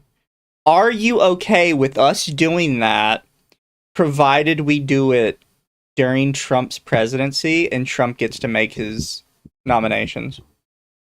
Or are you going to suddenly change your mind and say, no, we have to wait until Trump is out of office to do this? So I think in an effort of maintaining the separation of politics the courts are supposed to have, we need to form a agency that is non-party affiliated and explicitly only works with dealing with Supreme Court nominations. You know how I would probably... And I've had this a problem because the president always is going to have a bias. He's representative. He's the leader of his political party. It's how it's always been all the way since freaking the Whig Party. So how do you get the political sway and bias of the president out of choosing nominees for the Supreme Court? You remove him from being able to nominate it, and you actually elect a non-biased, non-party affiliated entity that actually handles those nominations. I think the other solution is, this is the first one I came up with, is if we're actually going to go from like 9 to 13, is It goes up That's a lot. by 1 every 4 years. So each president is Yeah, only that would be okay. guaranteed 1 nomination during their term. I like that. Because if you I suddenly like that add because 4, we've already seen the misstep. yeah, if you Yeah, suddenly we add saw what 4, happened that's when Trump got to a nominate lot. 3. Yeah, Trump was able to nominate 3. That's the first time that's all that perfect storm has come together. I'm not blaming Trump. I'm not blaming the Republicans. But an opportunity of multiple lifetimes arrived at Trump's doorstep when he was able to replace 3 Supreme Court justices. I think we can all pretty much understand that that's a little bit too much powerful for one president to have. And like you said, separating each nominee in each edition of, of these 9 to 13, doing it every 4 years, one, that's nice amount of time to wean and adjust to the new dynamic of the Supreme Court. And 2, it does not give any party or president too much sway when selecting, what is that, 4? We're gonna nominate 4 fucking Supreme. Yeah, that's gonna be. That could be really bad if we don't do it right. Exactly. Like, it's too much of a danger to do it like that. Democrats are owed recompense for bad Republican actions, but No, they're not. What? Nobody is. Well, what the fuck was that? What? It's immediately enraged because no, the Democrats do not deserve recompense. Get the fuck out of here. Like, it's funny that he complains about the tit for tat thing so much when it's so transparent that this is about tit for tat for him. And he doesn't even live in the country. Like, I don't understand why you're so invested in our country's tit for tat and politics. You don't live here. Photon artist, they did not force Ruth to stay. Ruth did that, and she was fucking dumb for it. Yeah. There was multiple attempts, even by her own party was asking her to leave years before. Yeah, even by her own party. So fellow Supreme Court justices, the other party, obviously, like everyone's like, you are too old, you can't do this. But she had this fucking hero complex. She said, I know, I'm gonna hang on until the next Democrat president, so we don't, and then you die. Because why? You're 90, 100 million years old. You're older than a fucking Faerun hag from D&D, and you're trying to freaking outlet. No, this was your fault, and you are responsible for everything that we've had to deal with since then. Yeah. We also want the cycle of revenge to stop. So, the makeup of this court should be 6 left-leaning, 6 right-leaning, and 1 independent. Meaning... That's horrendous, because that's intentionally politicizing the court. Much. You just injected 50 cc's of politics into our courts. Yeah, I'm not saying like the court... No. I'm not saying that the justices in the court right now probably aren't pretty heavily politicized. However, the concept of the court is that it's not so many Republicans and so many Democrats. It's that it's 9 judges. And there's supposed to be 9 judges that look at the law as a judge. And you're like, you know what? Let's just do away. Before it was 9, it was 6, and before it was 6, it was 3. And as we have gained more circuit courts, we have gained more justices. This is a natural progression. But for him to base his entire argument on political party fairness is insane. Yeah. Especially was like, oh yeah, let's give 6 to the Democrats, 6 to the Republicans, and only 1 to the independents? I'm sorry, but independents are pretty much make up a third of the country. And you are severely underrepresenting them with your fucking model. It's my whole thing is it's just like, let's do away with the pretense that this is supposed to be a court of judges and just make it blatantly political. Like, just transparently, blatantly, it is now a political branch. Like, that's not helping. You said I see corruption. Let's just make it more corrupt and see where it ends up at. When a hypothetical President Gavin Newsom is given 4 court seats to fill, he should appoint 3 partisan Democrats. That's never happening. What made you think anybody was going to elect Gavin Newsom? You're on crack. You're on fucking crack. The only votes he would get are from California. Gavin Newsom's political career, I am predicting, is fucking done. As he exits his final term that he's allowed to serve, that's why we have this whole primary going on right now. As soon as he steps out of the governor's office of California, he is done. He's retired politically. I'm not seeing him in the White House. I doubt we're ever going to see him in the Senate. To balance out the 6 right-leaning justices, and then appoint somebody that by all accounts is politically centrist, as much as possible, to that tiebreaker seat. And here's my message to the Republicans who would scream and cry foul at this. Guess what? It's actually a more legitimate idea than what McConnell did to Obama. A hypothetical piece of legislation to actually implement this plan would need to be passed by the House and the Senate, and then signed into law by the President, as opposed to McConnell, who basically acted unilaterally, and not against the law, but certainly against all norms. Doing this would help solve the court's workload issues, it would rescue us from the insane partisan rulings coming out of the court right now, and it would compensate the Democrats for the utter bullshittery the Republicans put them through. No, it wouldn't. No, it wouldn't. And that just didn't happen. How the fuck can you possibly claim to be centrist when you're constantly trying to fucking get the Republicans to repay the Democrats for what they've quote unquote done to them? This is not the vernacular of a centrist. You're a centrist in name only. A Sino. You're a goddamn Sino. I'll let him finish, but I don't think I have much else to say to him. God. He's got 20 seconds left.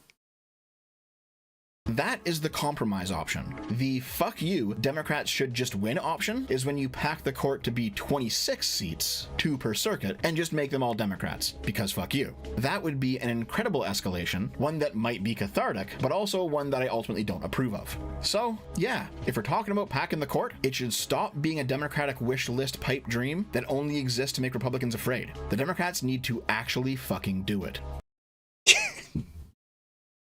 Oh, Mr. Centrist. But sorry I put you guys through that chat. I hope you enjoyed me and Ava yelling at him though, because sometimes it is a little cathartic to yell at Dev. So you know that one song? I'm Mr. White Christmas, I'm Mr. Snow. I want to do something. I'm Mr. White Centrist. And I want to make a whole parody about Dev to that song. Yeah. Oh, it's so dumb. But I do actually have some legal cases for you that I think you will enjoy. Yeah, because I'm gonna die right now. I like that this one, the title is just Mom Loses It When Judge Mutes Her for Playing Games. Because it doesn't it doesn't spoil how bad this is. And I get really annoyed when the titles spoil all the fun. This one actually doesn't spoil all that much. All right. Thank you, Internet Zen. Last I checked, Kamala was leading the Democrats for 2028. I welcome our 48th President, Vance or Rubio. So Dev saying Newsom will be POTUS is not wild. Happening. Yeah, no, Newsom's done. Newsom's done, and trust me, and look, I might be wrong about this, but I think Kamala got her ass spanked so hard in the last race, she's not gonna race again against Trump. She's not. I think she'll do it. See, I mean, anytime she's been asked, she's very dodgy about it. Yeah. In a way that tells me, that's not a planned, you're not planning to announce you're running, no. You were hit so hard on the rear by those votes and the turnout that you went, you know what? I think I'm good. Like, I don't understand why so many people Rubio, fuck Marco Rubio. There's no way he's our next president. Yeah, I think Vance has a better chance, and even then, I don't think Rubio, Vance. for goddamn sure.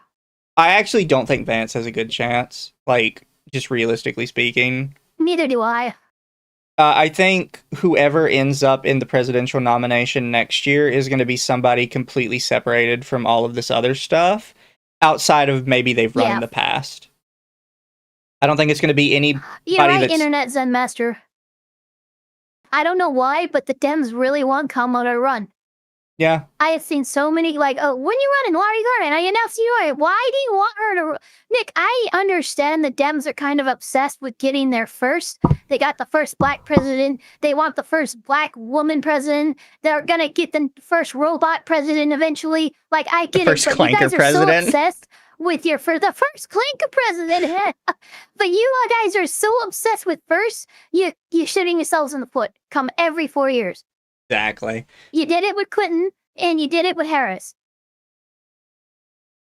Give me 2 The seconds. one time you I'm didn't just gonna do run it, and grab somehow me a you drink. won. Yeah, no worries.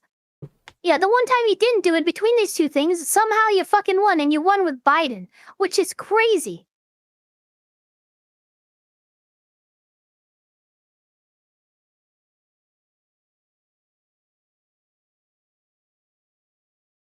Did she have? Oh yeah, she did have a primary run in 2020. Because I remember she was attacking Biden and calling Biden a racist and stuff up until the point where Biden tapped her for his vice president, and then she closed down her campaign and fused with Biden's campaign. That's right, I remember that. All right, sorry, I'm back. Welcome back. I hope you are excited for this absolute nonsense that I found. So I am ready. She is stating she wasn't ready, but I let her know that we needed to proceed. So, this person in the top left is Mom's attorney, who is currently asking to withdraw. Lady down here on the bottom. Oh, it's amazing. Oh, it's amazing when we come out with the attorney going, I want out of this, judge, please. Lady on the bottom here is Dad's attorney, and then obviously Lady in top right is the judge. Mom and Dad will be in the court, but right now it's just the attorneys and the judge. I'm sorry, did the judge put her pronouns Yes. in parentheses? She, her, hers. Oh, man. Proceed. You're entitled to do what you want, but I do not look at you with as much respect as before. Okay, proceed with the withdrawal. You're a judge, everyone knows what you... Most people don't call you ma'am. They're gonna call you your honor. Yeah. You really don't need those proverbs, those pronouns there. Proverbs, what the fuck? Proverbs. She, her, I don't know what hers, happened 523. For she, her, oh God, I can't even right now. Well, she would like us to proceed with the withdrawal. I told her that if it's not granted by the court, we will proceed with the hearing. Okay, yeah, I don't see that on the computer yet. Correct. Right. Okay. I let her know it has not been accepted by the court. I'm just letting you know because I'm sure she will bring it up again. And so just letting you know. Yeah, so Mom's attorney is warning the judge.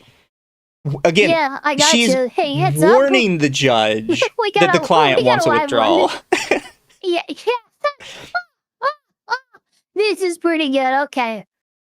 Yeah, we're gonna get a hot one here. For chat that doesn't understand kind of what I'm getting at, Mom's attorney is basically warning the judge, my client is crazy, and it doesn't matter what I tell her, she's gonna do this anyways. Yeah, that's more or less what happened in the nicest way possible, right? Yeah. Okay. Yeah, Other and than it that, hasn't, yes, it hasn't even been accepted. I do see it accepted now. Oh. I don't Oh. see where you actually sent her notice of it. Notice of the withdrawal? Yes. So if you were wanting Understood. to withdraw for today, you would have had to send her like the 10-day letter. Or Correct, Your she could Honor. have signed the order and we would have signed it that way. She did sign it, Your Honor. It was The agreed. proposed order? She signed the agreed withdrawal. I'm sorry, the order. I'm not even. So right now they're just kind of dealing with paperwork stuff.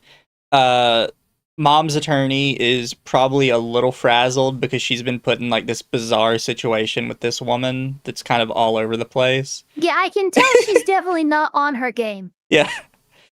And I'm not gonna blame her for that though. Toa says Mom's attorney's name starts with God is. I'm wondering if that means something, abbreviation, or if she's trying to phonetically spell goddess. I don't know like how her name is. Well, God, I've seen weirder okay, names. so God is Ike. Look, oh man, girl, and I'm gonna be real with you. And a lot of attorneys do this. Might want to consider legally changing your name to something a little bit easier. Yeah. seeing that in the No, system. no offense meant to your name, but Exactly. I see the order attached to the back of the motion. And I do see where she signed it. So, are you wanting to proceed today and then I just sign it afterward? Your Honor, I don't, based on what my client said, no. If Your Honor does not grant it, I'm ready to proceed, Your Honor. I just know that that is the first thing she's going to bring up. And I know. So she wants the withdrawal to be granted. Well, if she wants the withdrawal to be granted, then she has to be here to proceed. Well, not necessarily. We could still proceed in her absence. The court is not. Is she here? She should be. She should be in the waiting room, Your Honor. Let me see. Okay.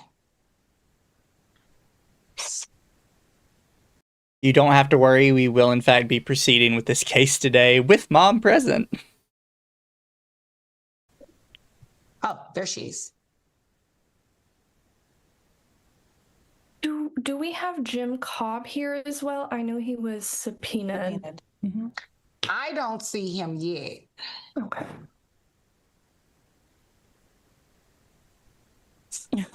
Good morning. Good morning. So this is Dad, who has like the fucking PNG background going on. Here, I'll scoot what Ava are you over an talking inch about? so you can He's see him. clearly in orbit. This is Mr. Worldwide here. This is our dad for this case. He's actually live coming from the Artemis mission.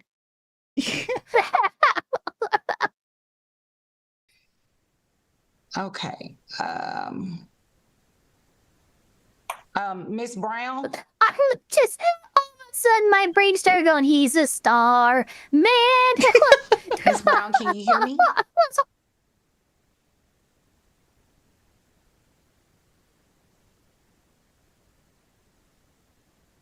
I can hear you, ma'am. Okay, you'll have to turn your camera Oh, on. there we too. go. Okay, I asked for a PTSD accommodation because And I denied it. So could you turn your camera on, please? So Fucking great. Mom tried to file an Americans with Disabilities accommodation with the court, claiming that she has PTSD and therefore cannot turn on her camera. There's no way. okay, I will turn it on for a little bit. Yes. No, you will turn it on for the duration. You do not get to decide how long you keep your camera on. Okay. Well, ma'am, I have accommodation by the Disability Act, and I have PTSD related to domestic violence by Mr. Brown. So for me, it's a trigger, and I asked for accommodation. That doesn't. That is not. How is being on camera gonna trigger? Because this is a thing that can happen, but usually it's like soldiers and like people who, I see that camera, the enemy has eyes on me, they're gonna kill me, holy shit, and they fucking lose their goddamn mind. That is where the PTSD exemption would come into play here. You have a lot to prove. To prove that, hey, a camera and being on camera is a trigger for my PTSD. That is a tall order for the judge to approve that. Also, Internet Zen Master says Pitbull has been getting very tanned since I last saw him. He's still worldwide. Oh, that's a good one. Before Mr. me, Worldwide. I don't have anything from any doctor, anyone. This is Mom. saying Okay, I have the Oh, paper there she is. provided to you with the you lawyer. did not provide it to me before today, ma'am. So you will keep your camera on. Okay. Just don't look at him. Okay. Okay. So Don't we look have at a him. preliminary. By the way, her camera is going to be off center like this the entire time. I have no idea why she's doing this. Well, because she's acting like she's afraid. issue we need to take up. There's a motion to withdraw on file. Right. And your attorney informed me that you would like for her to withdraw. Yes. Okay, if that's the case, then you're proceeding on today's hearing by yourself? No, I do not have a legal representation today. I would like to resolve it and ask for continuous. Okay, so that's not how it works. We're here today. So you have two options. You can either allow your attorney to proceed with the hearing today, or I can allow her to withdraw as you have requested, and you can proceed by yourself. I cannot proceed. I cannot proceed because I do not, English is my second language, and I do not have, any knowledge and understanding of legal terminology. So I would need to have a Hebrew interpreter. Okay, so. There we go. There's my right thing for it. I'm sorry. You are the most amazing English second language fucking speaker I've ever heard. You just said, oh yeah, I don't understand the ins and outs of legal terminology. You just fucking threw a lot of complex syllables that a near English speaker would not be able to. Yeah, her whole argument is, well, actually, Your Honor, for your information and for the court's information, I am actually ESL. So, therefore, for the purposes of this court case, I will not be able to continue with any of this because I do not understand legal terminology as an English second language speaker. And it's like, shut the fuck up. Hebrew accent, if light enough, can be mistaken for a Spanish accent. Oh, don't worry. We're going to find out where these people are actually from. I am wondering where she's from. I don't think it's Hebrew. Believe it or not, despite the fact we're in an American court, there's actually no reason this should be in an American court. Oh, no, really? We're not doing Wait, that. what? There's no jurisdiction in this? There technically is, but we're about to find out why it's really fucking confusing. No. Like I said, we are here today. So either you allow your attorney to proceed or you can proceed. Those are your options. I do not. Okay, so your attorney is proceeding. No, I do not allow it to proceed. I'll withdraw her, okay. And then you can just stay online, or you I can do leave. not allow it. So you can do it, so or your attorney can do it. I don't allow it. Okay, so you're gonna do, or your attorney's gonna do it? Fucking crazy. No, I don't allow you to proceed.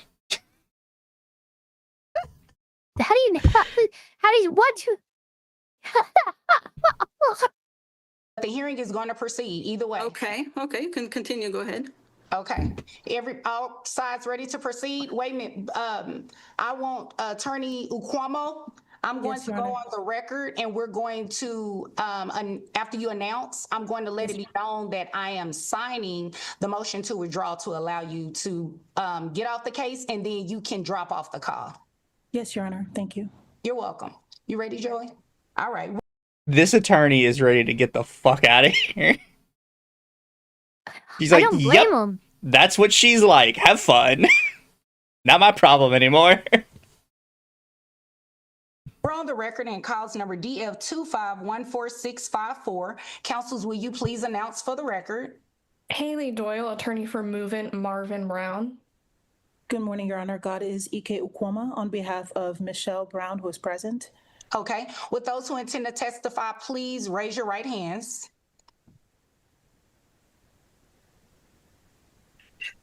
Okay, Ms. Brown, you want to raise your hand? Also, thank you, King of Daleks. That's probably the most insane power play I've ever seen. Yeah, and it doesn't work. That was crazy. The judge is just like, no, it doesn't work because the judge is fucking over. No, it's great, but when not only she said I do not allow it, and then she said, oh, okay, we can continue. Go ahead. Yeah. Girl, I don't know what this fucking control fucking issue you have, but this is the wrong time to exercise those muscles. Yeah. Especially when you already have a judge that has reached the point where she's just going, yeah, no, that's not how that works. That's how that works. I love that so much. She's already at the point she talks to you like a child. I think it's time for you to just take the L on that one. You're in trouble. It's kind of too late for you on that one. All right.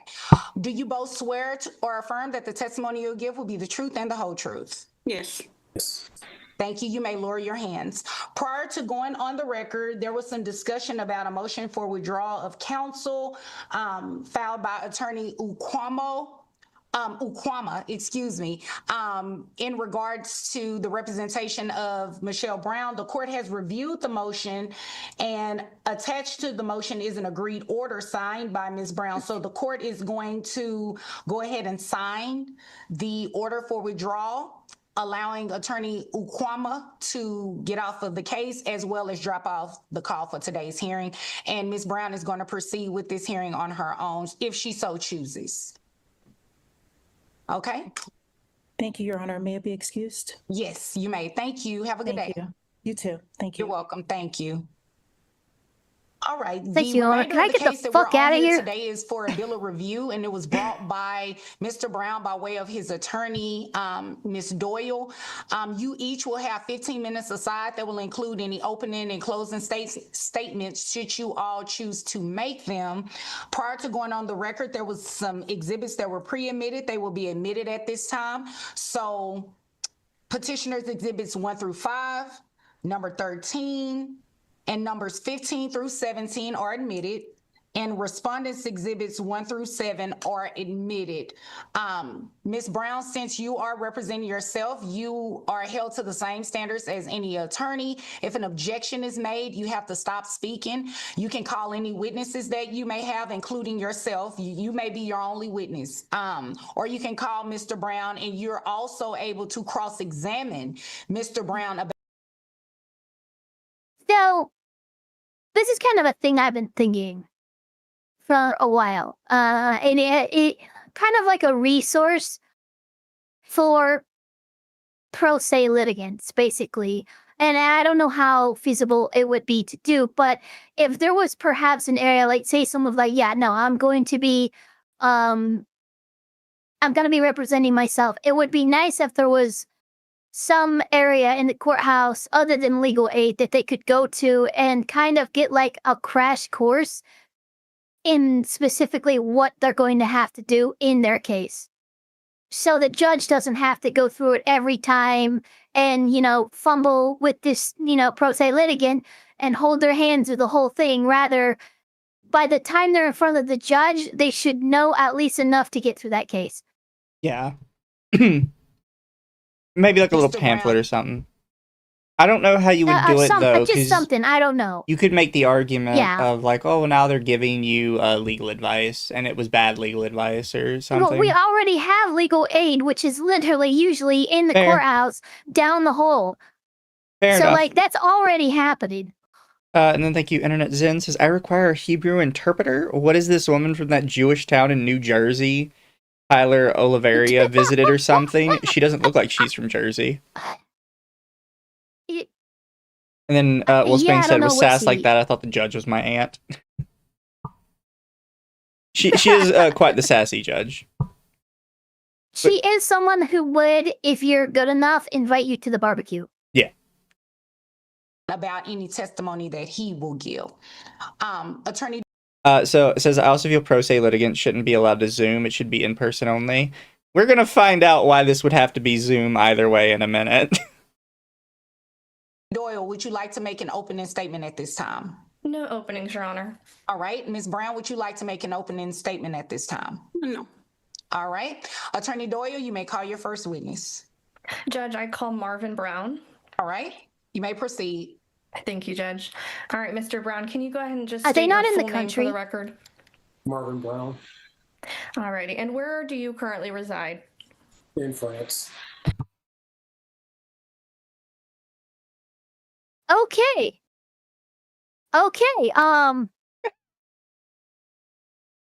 I'd like to point out, why the fuck are you in France? he did not abscond to France. He has never lived in America before. He's never... What the... Has she? Does she live in America at least? She moved to America. Oh, God damn it. Yeah, what? No. How did this even get this far? I don't know. You have no jurisdiction over this man. I mean, literally, if he's never lived in the United States, I would be making some serious jurisdictional arguments right now. So it's important to note, he's the move-in. We're gonna find some stuff out. That's why I've said the title of this one doesn't spoil beside myself right anything about what this wild freaking it case is did about. not spoil a goddamn thing. Yeah, mom's always losing in court. Okay, that's fine. I'm sorry, the dad's in France. What? Okay. And where were you living in November of 2024 when Michelle filed the original petition for divorce here in Dallas? In France. Okay. And how long had you been residing in France at that time? Off and on since 2013. We have lived in. Okay. I can tell you other places if you need it. No, that's okay. So at the time that the This is a 2026 case. He has been in France for 13 years at least.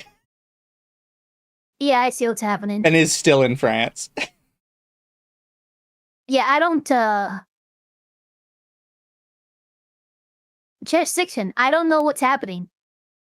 She filed in Dallas, and the fact that this is even done to this point is kind of crazy to me. Yeah. An internet Zens. This is something that could absolutely be caught by the court clerk. Exactly, yeah. On some, yeah, this is weird.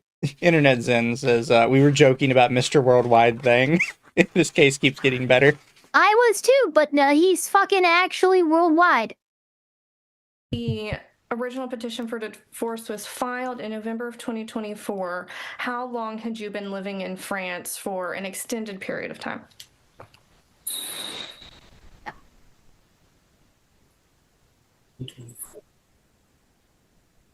When was COVID? 2020. Okay, so I would say since 2021, 2022. Okay. All right. And so do you have the exhibits pulled up? Yes, I do. Okay, if you can take a look at Exhibit 15 that's been admitted, is that your current residence listed on that envelope? No, it's not. All right, what is that residence?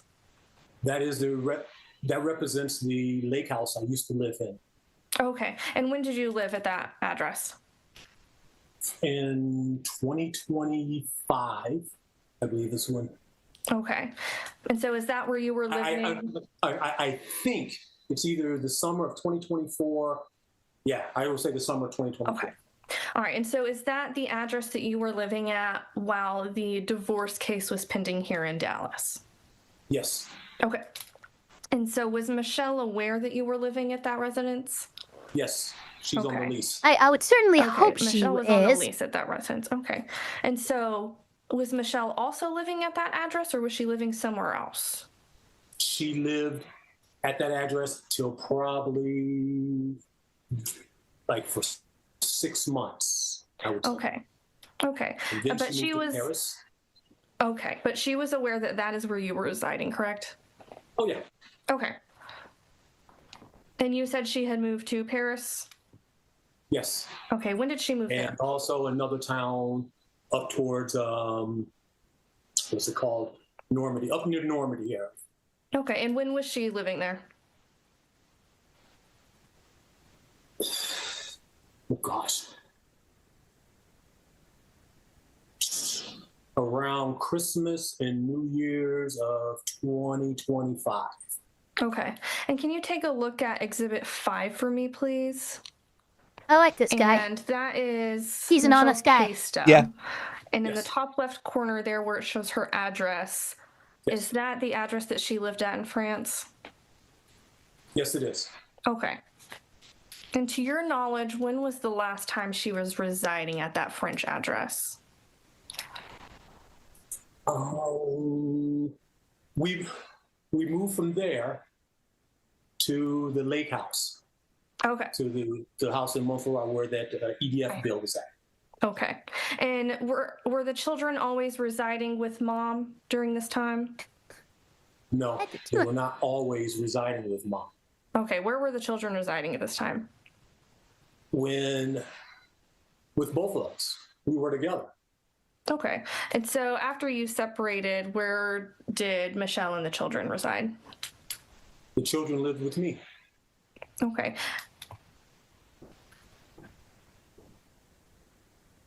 All right, and so were you This is weird. The children lived with me at the lake house until... Chat says, hang on a second. Did she take the kids and run to the States? Chat may have gotten a little bit ahead of the court case. Yeah, that does seem to be. Well, no, that's where I've been sitting here in silence because that is the biggest red flag question that's going through my mind on repeat right now. Did she fucking flee France and fucking go to the States with her children? After, when they were taken out of school. Okay, and when were they taken out of school? The summer of 2025. Okay, where were they enrolled in school? Your Honor, objection? Okay. Objection? Okay. Yes, we all three of us are victim of domestic violence. They were not taken out of school. Eleanor were abused by Mr. Brown, and I rescued her in May of 2025. And then I rescued Sabrina and brought him back to America, to the United States. Ouch. Officer, that's not true. I had my children arrested and absconded with them to the United States after they were arrested. I'm sorry, what? Oh, she said that makes everything way worse. She said she rescued them. Oh, she rescued them. Said okay, I rescued them from dad and absconded to the States. On the right. Is she in Dallas? Please tell me at least she's in Dallas. She's in Dallas. Okay, thank God. So yeah, she grabbed the kids out of school and then fled to the United States. This is bad. This is really bad. Yeah, she refers to it as rescuing the children. Now, what's funny is I have heard of and dealt with cases of an American parent taking the children and fleeing to another country other than America. This is the first time I've heard of the reverse happening. Yeah, European taking the kids and fleeing to America. Yeah, I mean, I'm sure it happens, but it's the first time I've heard of this case. And I never lived in that address. And every address that you see in this hearing is address that I never really lived in it. The thing is, Mr. Brown is not legal in France. Mr. Brown was able to stay in France because I am a French citizen. And every bill has to be on my name because I am a lawful resident and citizen of France. So by default, So why do you need a Hebrew translator? She is actually the French one. So she has fled her country that she is a citizen of to go to America. Yeah, so, even more so now, jurisdiction. We have a big issue here. Like, a really big issue. Yeah, there's a lot of problems. Internet investor, I saw the 10 and then you just wait, what? But Internet Zen's 10 said, fleeing France, correct me if I'm wrong, but isn't there no extradition treaties / legal frameworks between France and the USA, since why Roman Polanski is still walking free instead of rotting in jail? I won't claim to know, like, all the specific different extradition treaties we have with different countries. I don't know if we have an extra. We have a lot of them everywhere, but we might not have one with France. I don't know. Yeah, and there's lots of rules that come with extradition as well. And then Thank You, Will Spain says, true, just look at the Amazon hippos. Oh yeah, no, she said objection, and now she's just testifying. Yep. He would have my name, nothing with his name because he's not legal in France. He currently not even legal in France and has proceeding and have, police reports pending for Mr. Brown because he's not willing to disclose his address. They're looking for him. Sparky says, I can see why the lawyer ran. Yeah, no, I would have run and never looked back on this one. So objection for everything he says right now. Okay, so what is your legal objection? I love the judge's But, response. so she It's committed like, fraud? No, she's done way worse than commit fraud. She's committed international human trafficking. yep. I also love the judge's response too. It's just not paying attention to anything she said. It's like, okay, so what is your actual objection? That was amazing. My legal objection is that the girls were not with him, were not taken from him. They were rescued by him because of domestic violence. And that's part of my case. My case is about domestic violence. Okay, I'm going to overrule not, the though. objection. Objection overruled. Shut the fuck up. This isn't even like the really funny part of the case. There's a part that comes up that I was rolling. Counsel, you may I can proceed. tell she can get animated pretty bad. Oh, yeah. Right now she's not, but I know it's gonna get worse. Thank you, Judge. Okay, Mr. Brown. I have to point out, too, that she's holding her phone in her hand the entire time. You can kind of see it shaking. I have no idea why she's, like, I'm so really convinced doing of my this. best to, like, ignore, like, I'm about to put a black bar over in OBS over her thing, because I am so annoyed at the lack of, like, proper framing of her camera that it's literally giving me a migraine. Yeah. Thank you for the raid, Tari. Atari, welcome, Were you Raiders. ever personally served with a divorce petition filed in Texas?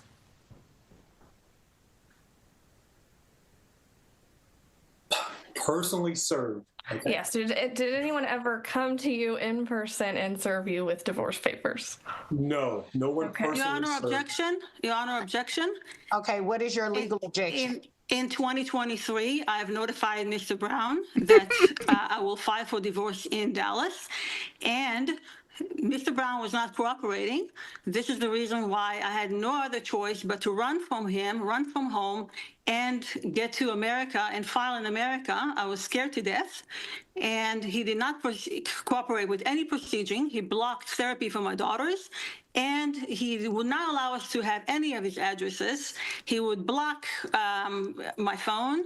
He would block his phone. He would control my emails, and he will never, ever, and told me he would not proceed with anything related to the divorce. So he knew very well that I'm going to the United States of America to divorce. Yeah, she's because French. this is where we lived pretty much all our life.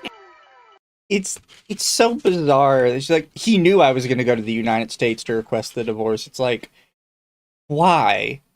You live How would in anyone France. know that? Yeah, that's so weird. I would think you're fucking crazy and I would write you off. If you and your French ass told me you're gonna go to America to file for divorce, I'd be like, yeah, okay, and then I would fucking keep doing whatever I was doing. And then I would be very surprised to find out that no, you actually fucking did that. And would not cooperate. She does have a list, chat, her accent. French is one of the languages that you actually are going to speak it better if you have a lisp. Yeah. Proceeding. Okay, thank you, Ms. Brown. What is your legal objection? My legal objection is that Mr. Brown was notified by me. Okay. That I will divorce him in the United States. He knew very well. Okay, overrule. This is gonna be, yeah, there we go. Okay, Mr. Brown.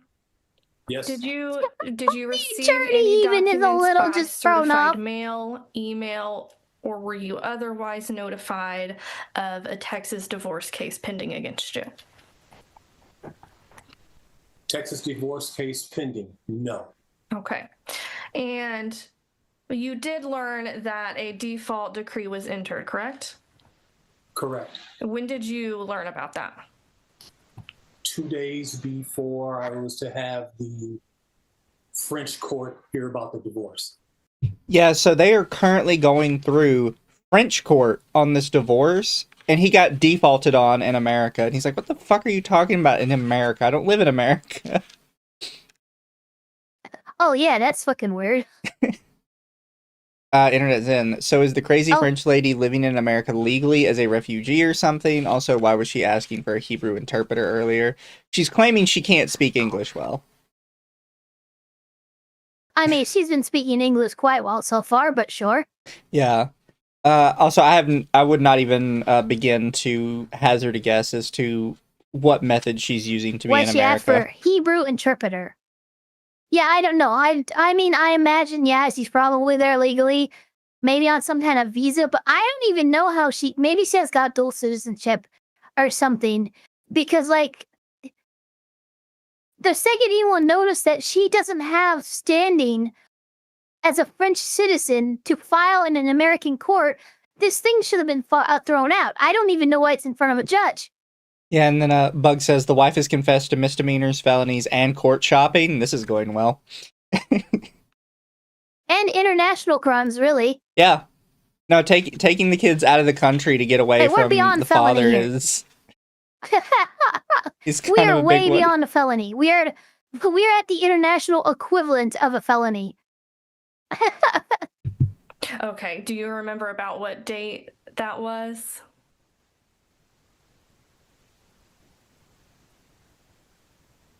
Oh gosh, it was in July of 2025, I believe it was. Ma'am, by July, objection, by July I was divorced.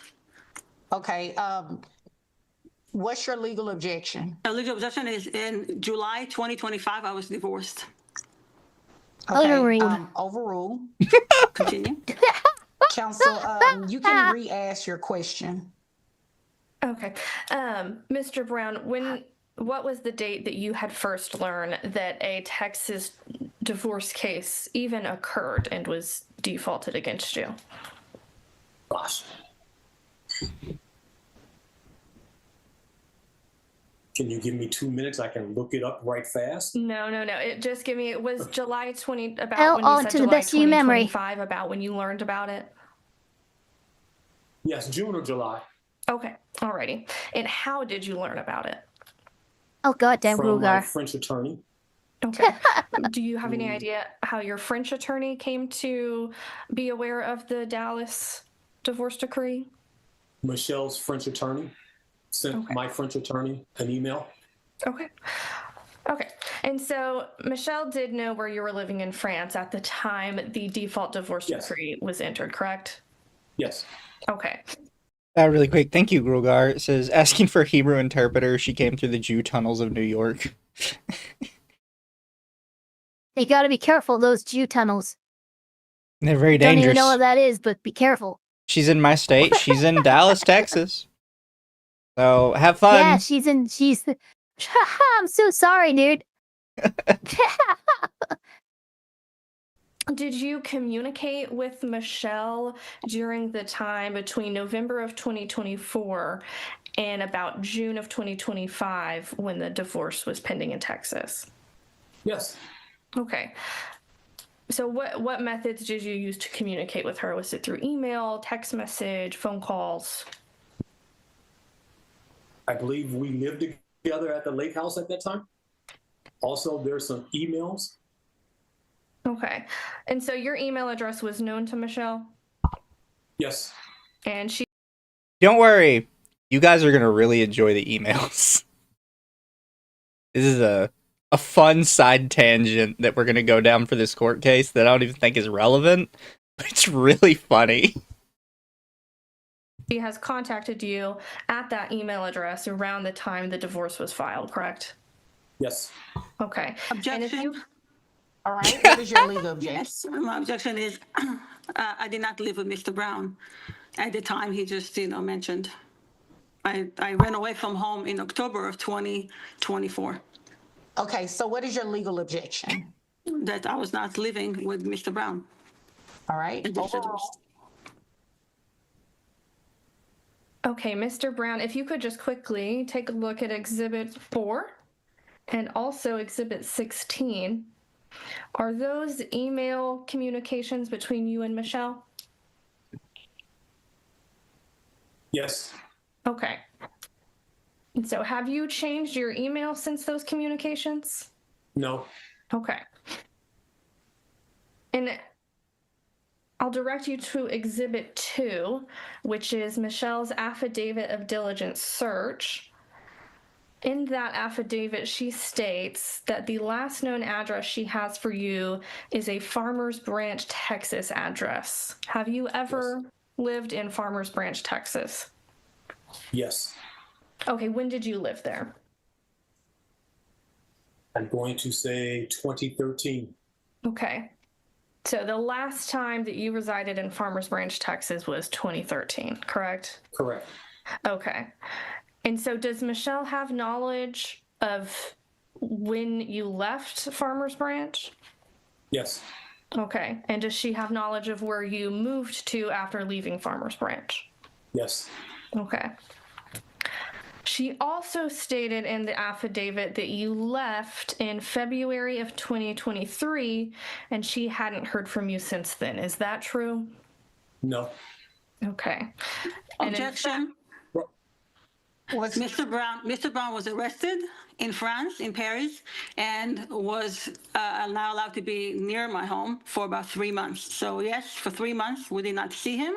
He disappeared. He broke his parole, actually. He broke his probation and came to the house and took his bicycle.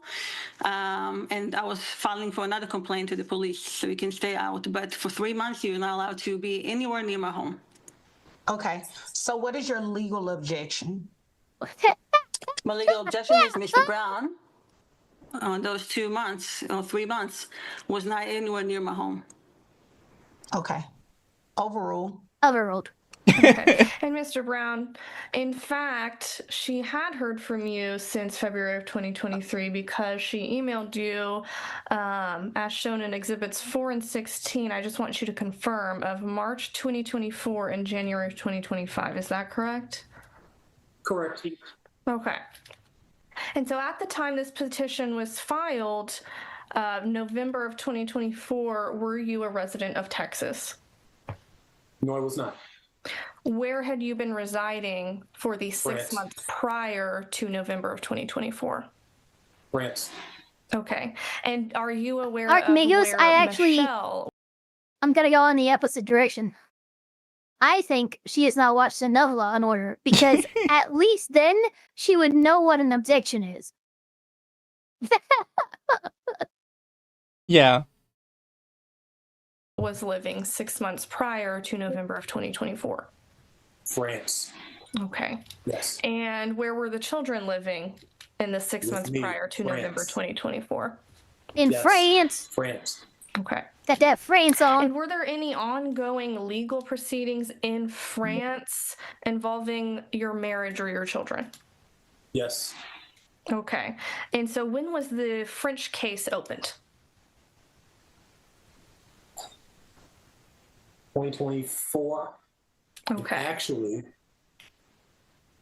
if you go back to, I think, 2023, it was originally open, then it was suspended with the ability to have it reopened. Okay, let me ask you this. Can you take a look at Okay, Exhibit so 17? dismiss without And that's the prejudice. agreement between yourself and your French attorney. Is that correct? Correct. All right, and you signed that agreement in December of 2023. Is that correct? Correct. And in fact, on page 2 of Exhibit 17, can you just read to me the first sentence under Article 1? The client has asked the advocate to advise, assist, and represent him in a divorce proceeding issued by Madame Michal Ben Moshe in Paris, France. And can you just, for clarity, let the court know who Michal Ben Moshe is? Michelle Brown. Okay. All right, and so if you had known about the divorce case here in Texas, would you have appeared?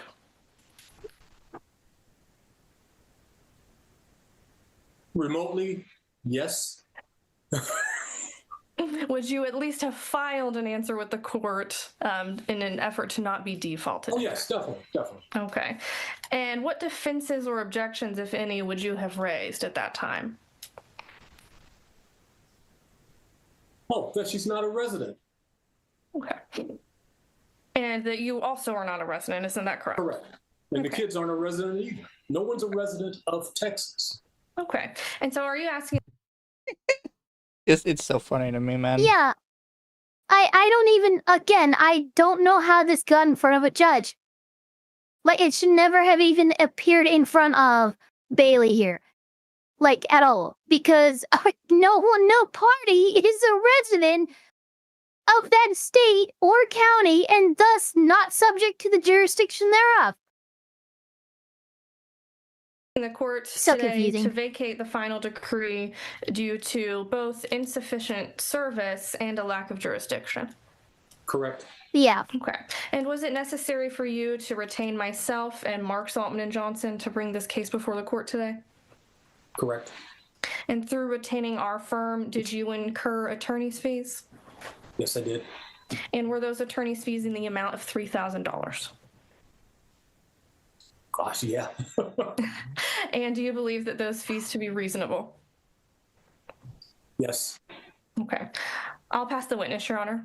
Okay. Ms. Brown, do you have any questions for Mr. Brown? No. Okay.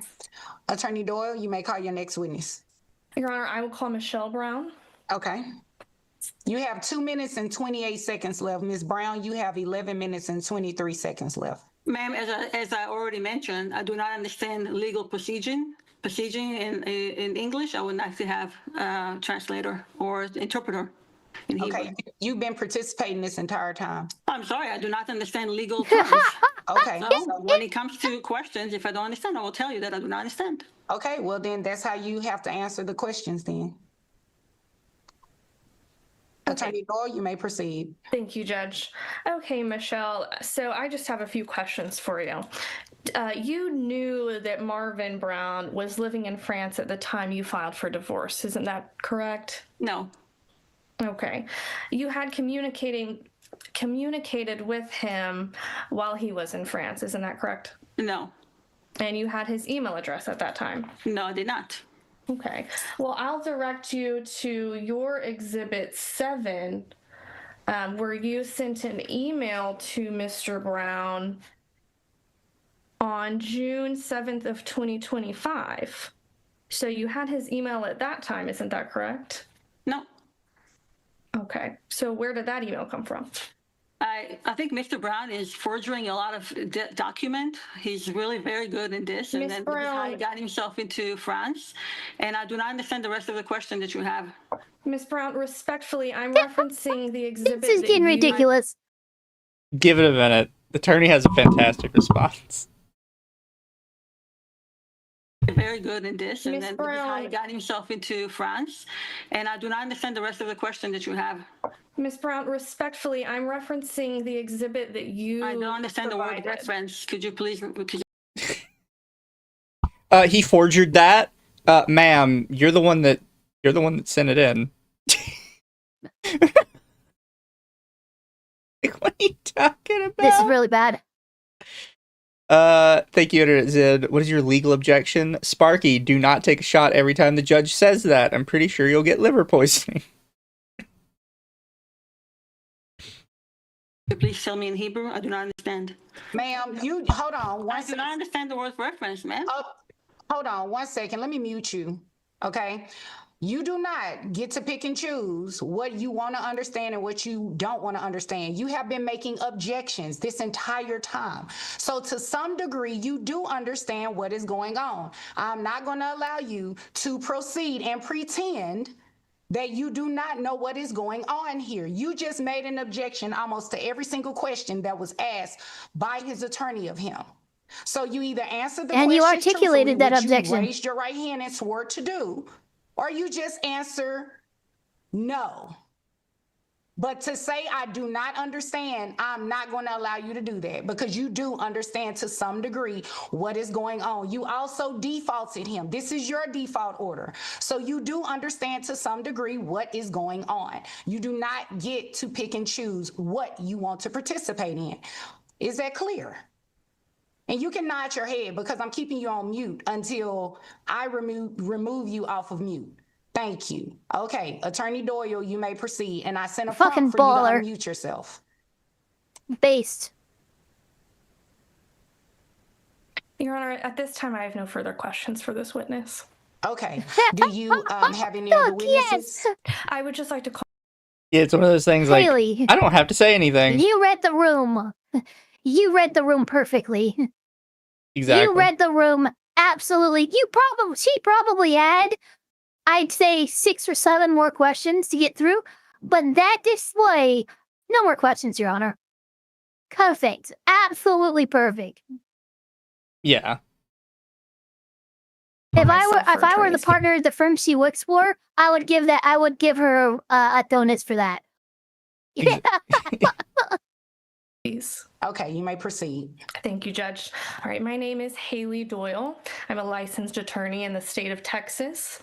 My bar number is 241-439-81, excuse me. I regularly practice in the Dallas-Fort Worth Metroplex. I'm familiar with matters such as this one today.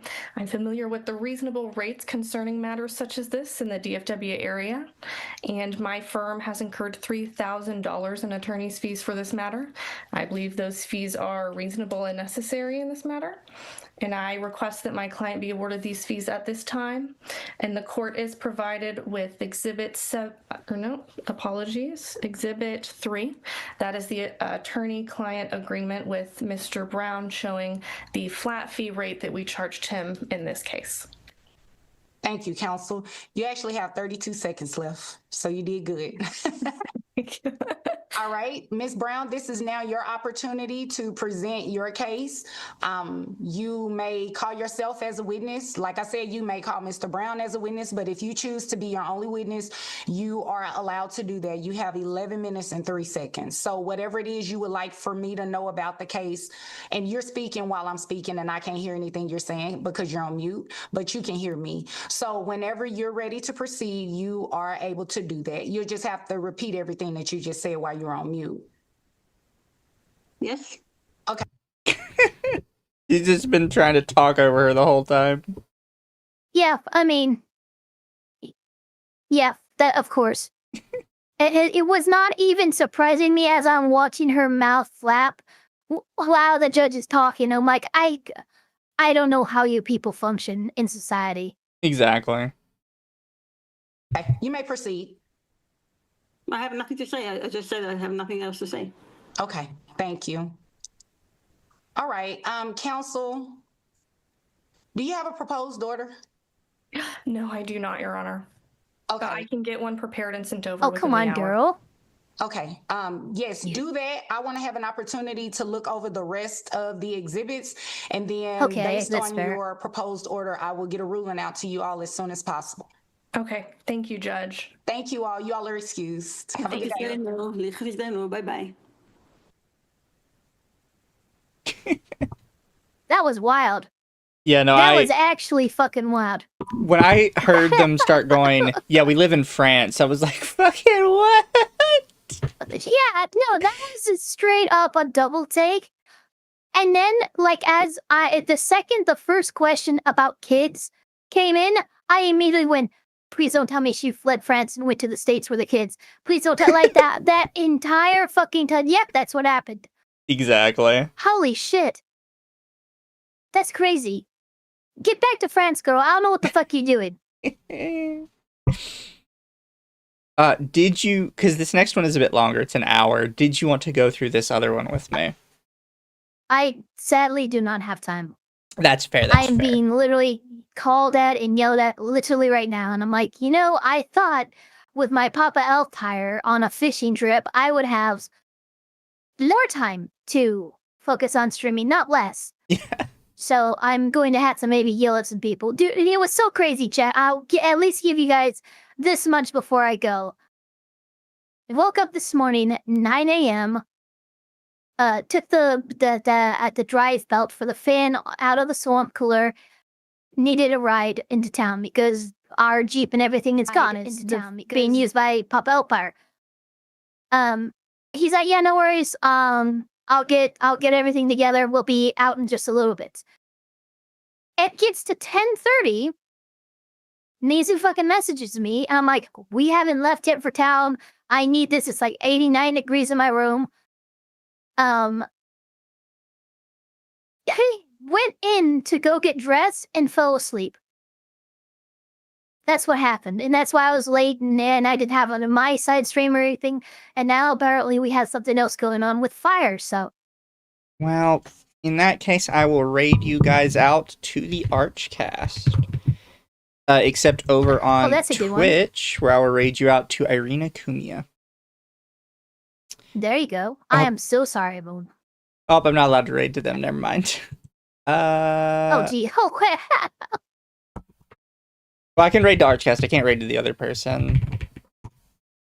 Yeah, I'll raid you out to Cinder then, over on Twitch. You guys have a good one. Cinder. We will be back tonight for more Cardboard Crack. And maybe some Vigi games. But we'll see you guys later. By the way, real quick. Yeah. What was that large? Because I heard during one of your streams you pulled like a $400 or $500 card. I got a $500 Greninja card. Okay, so I was wondering what card it was. It is Greninja. Very cool. It is. I'm torn on what to do with it because I kind of feel like I'm an idiot if I don't sell it, but at the same time I don't buy cards to sell. Right. I mean, I'd get it graded. Yeah, I'm thinking about that. But bye, chat. I'll see you guys later tonight, and we'll see you later. Bye, everybody. See you, chat.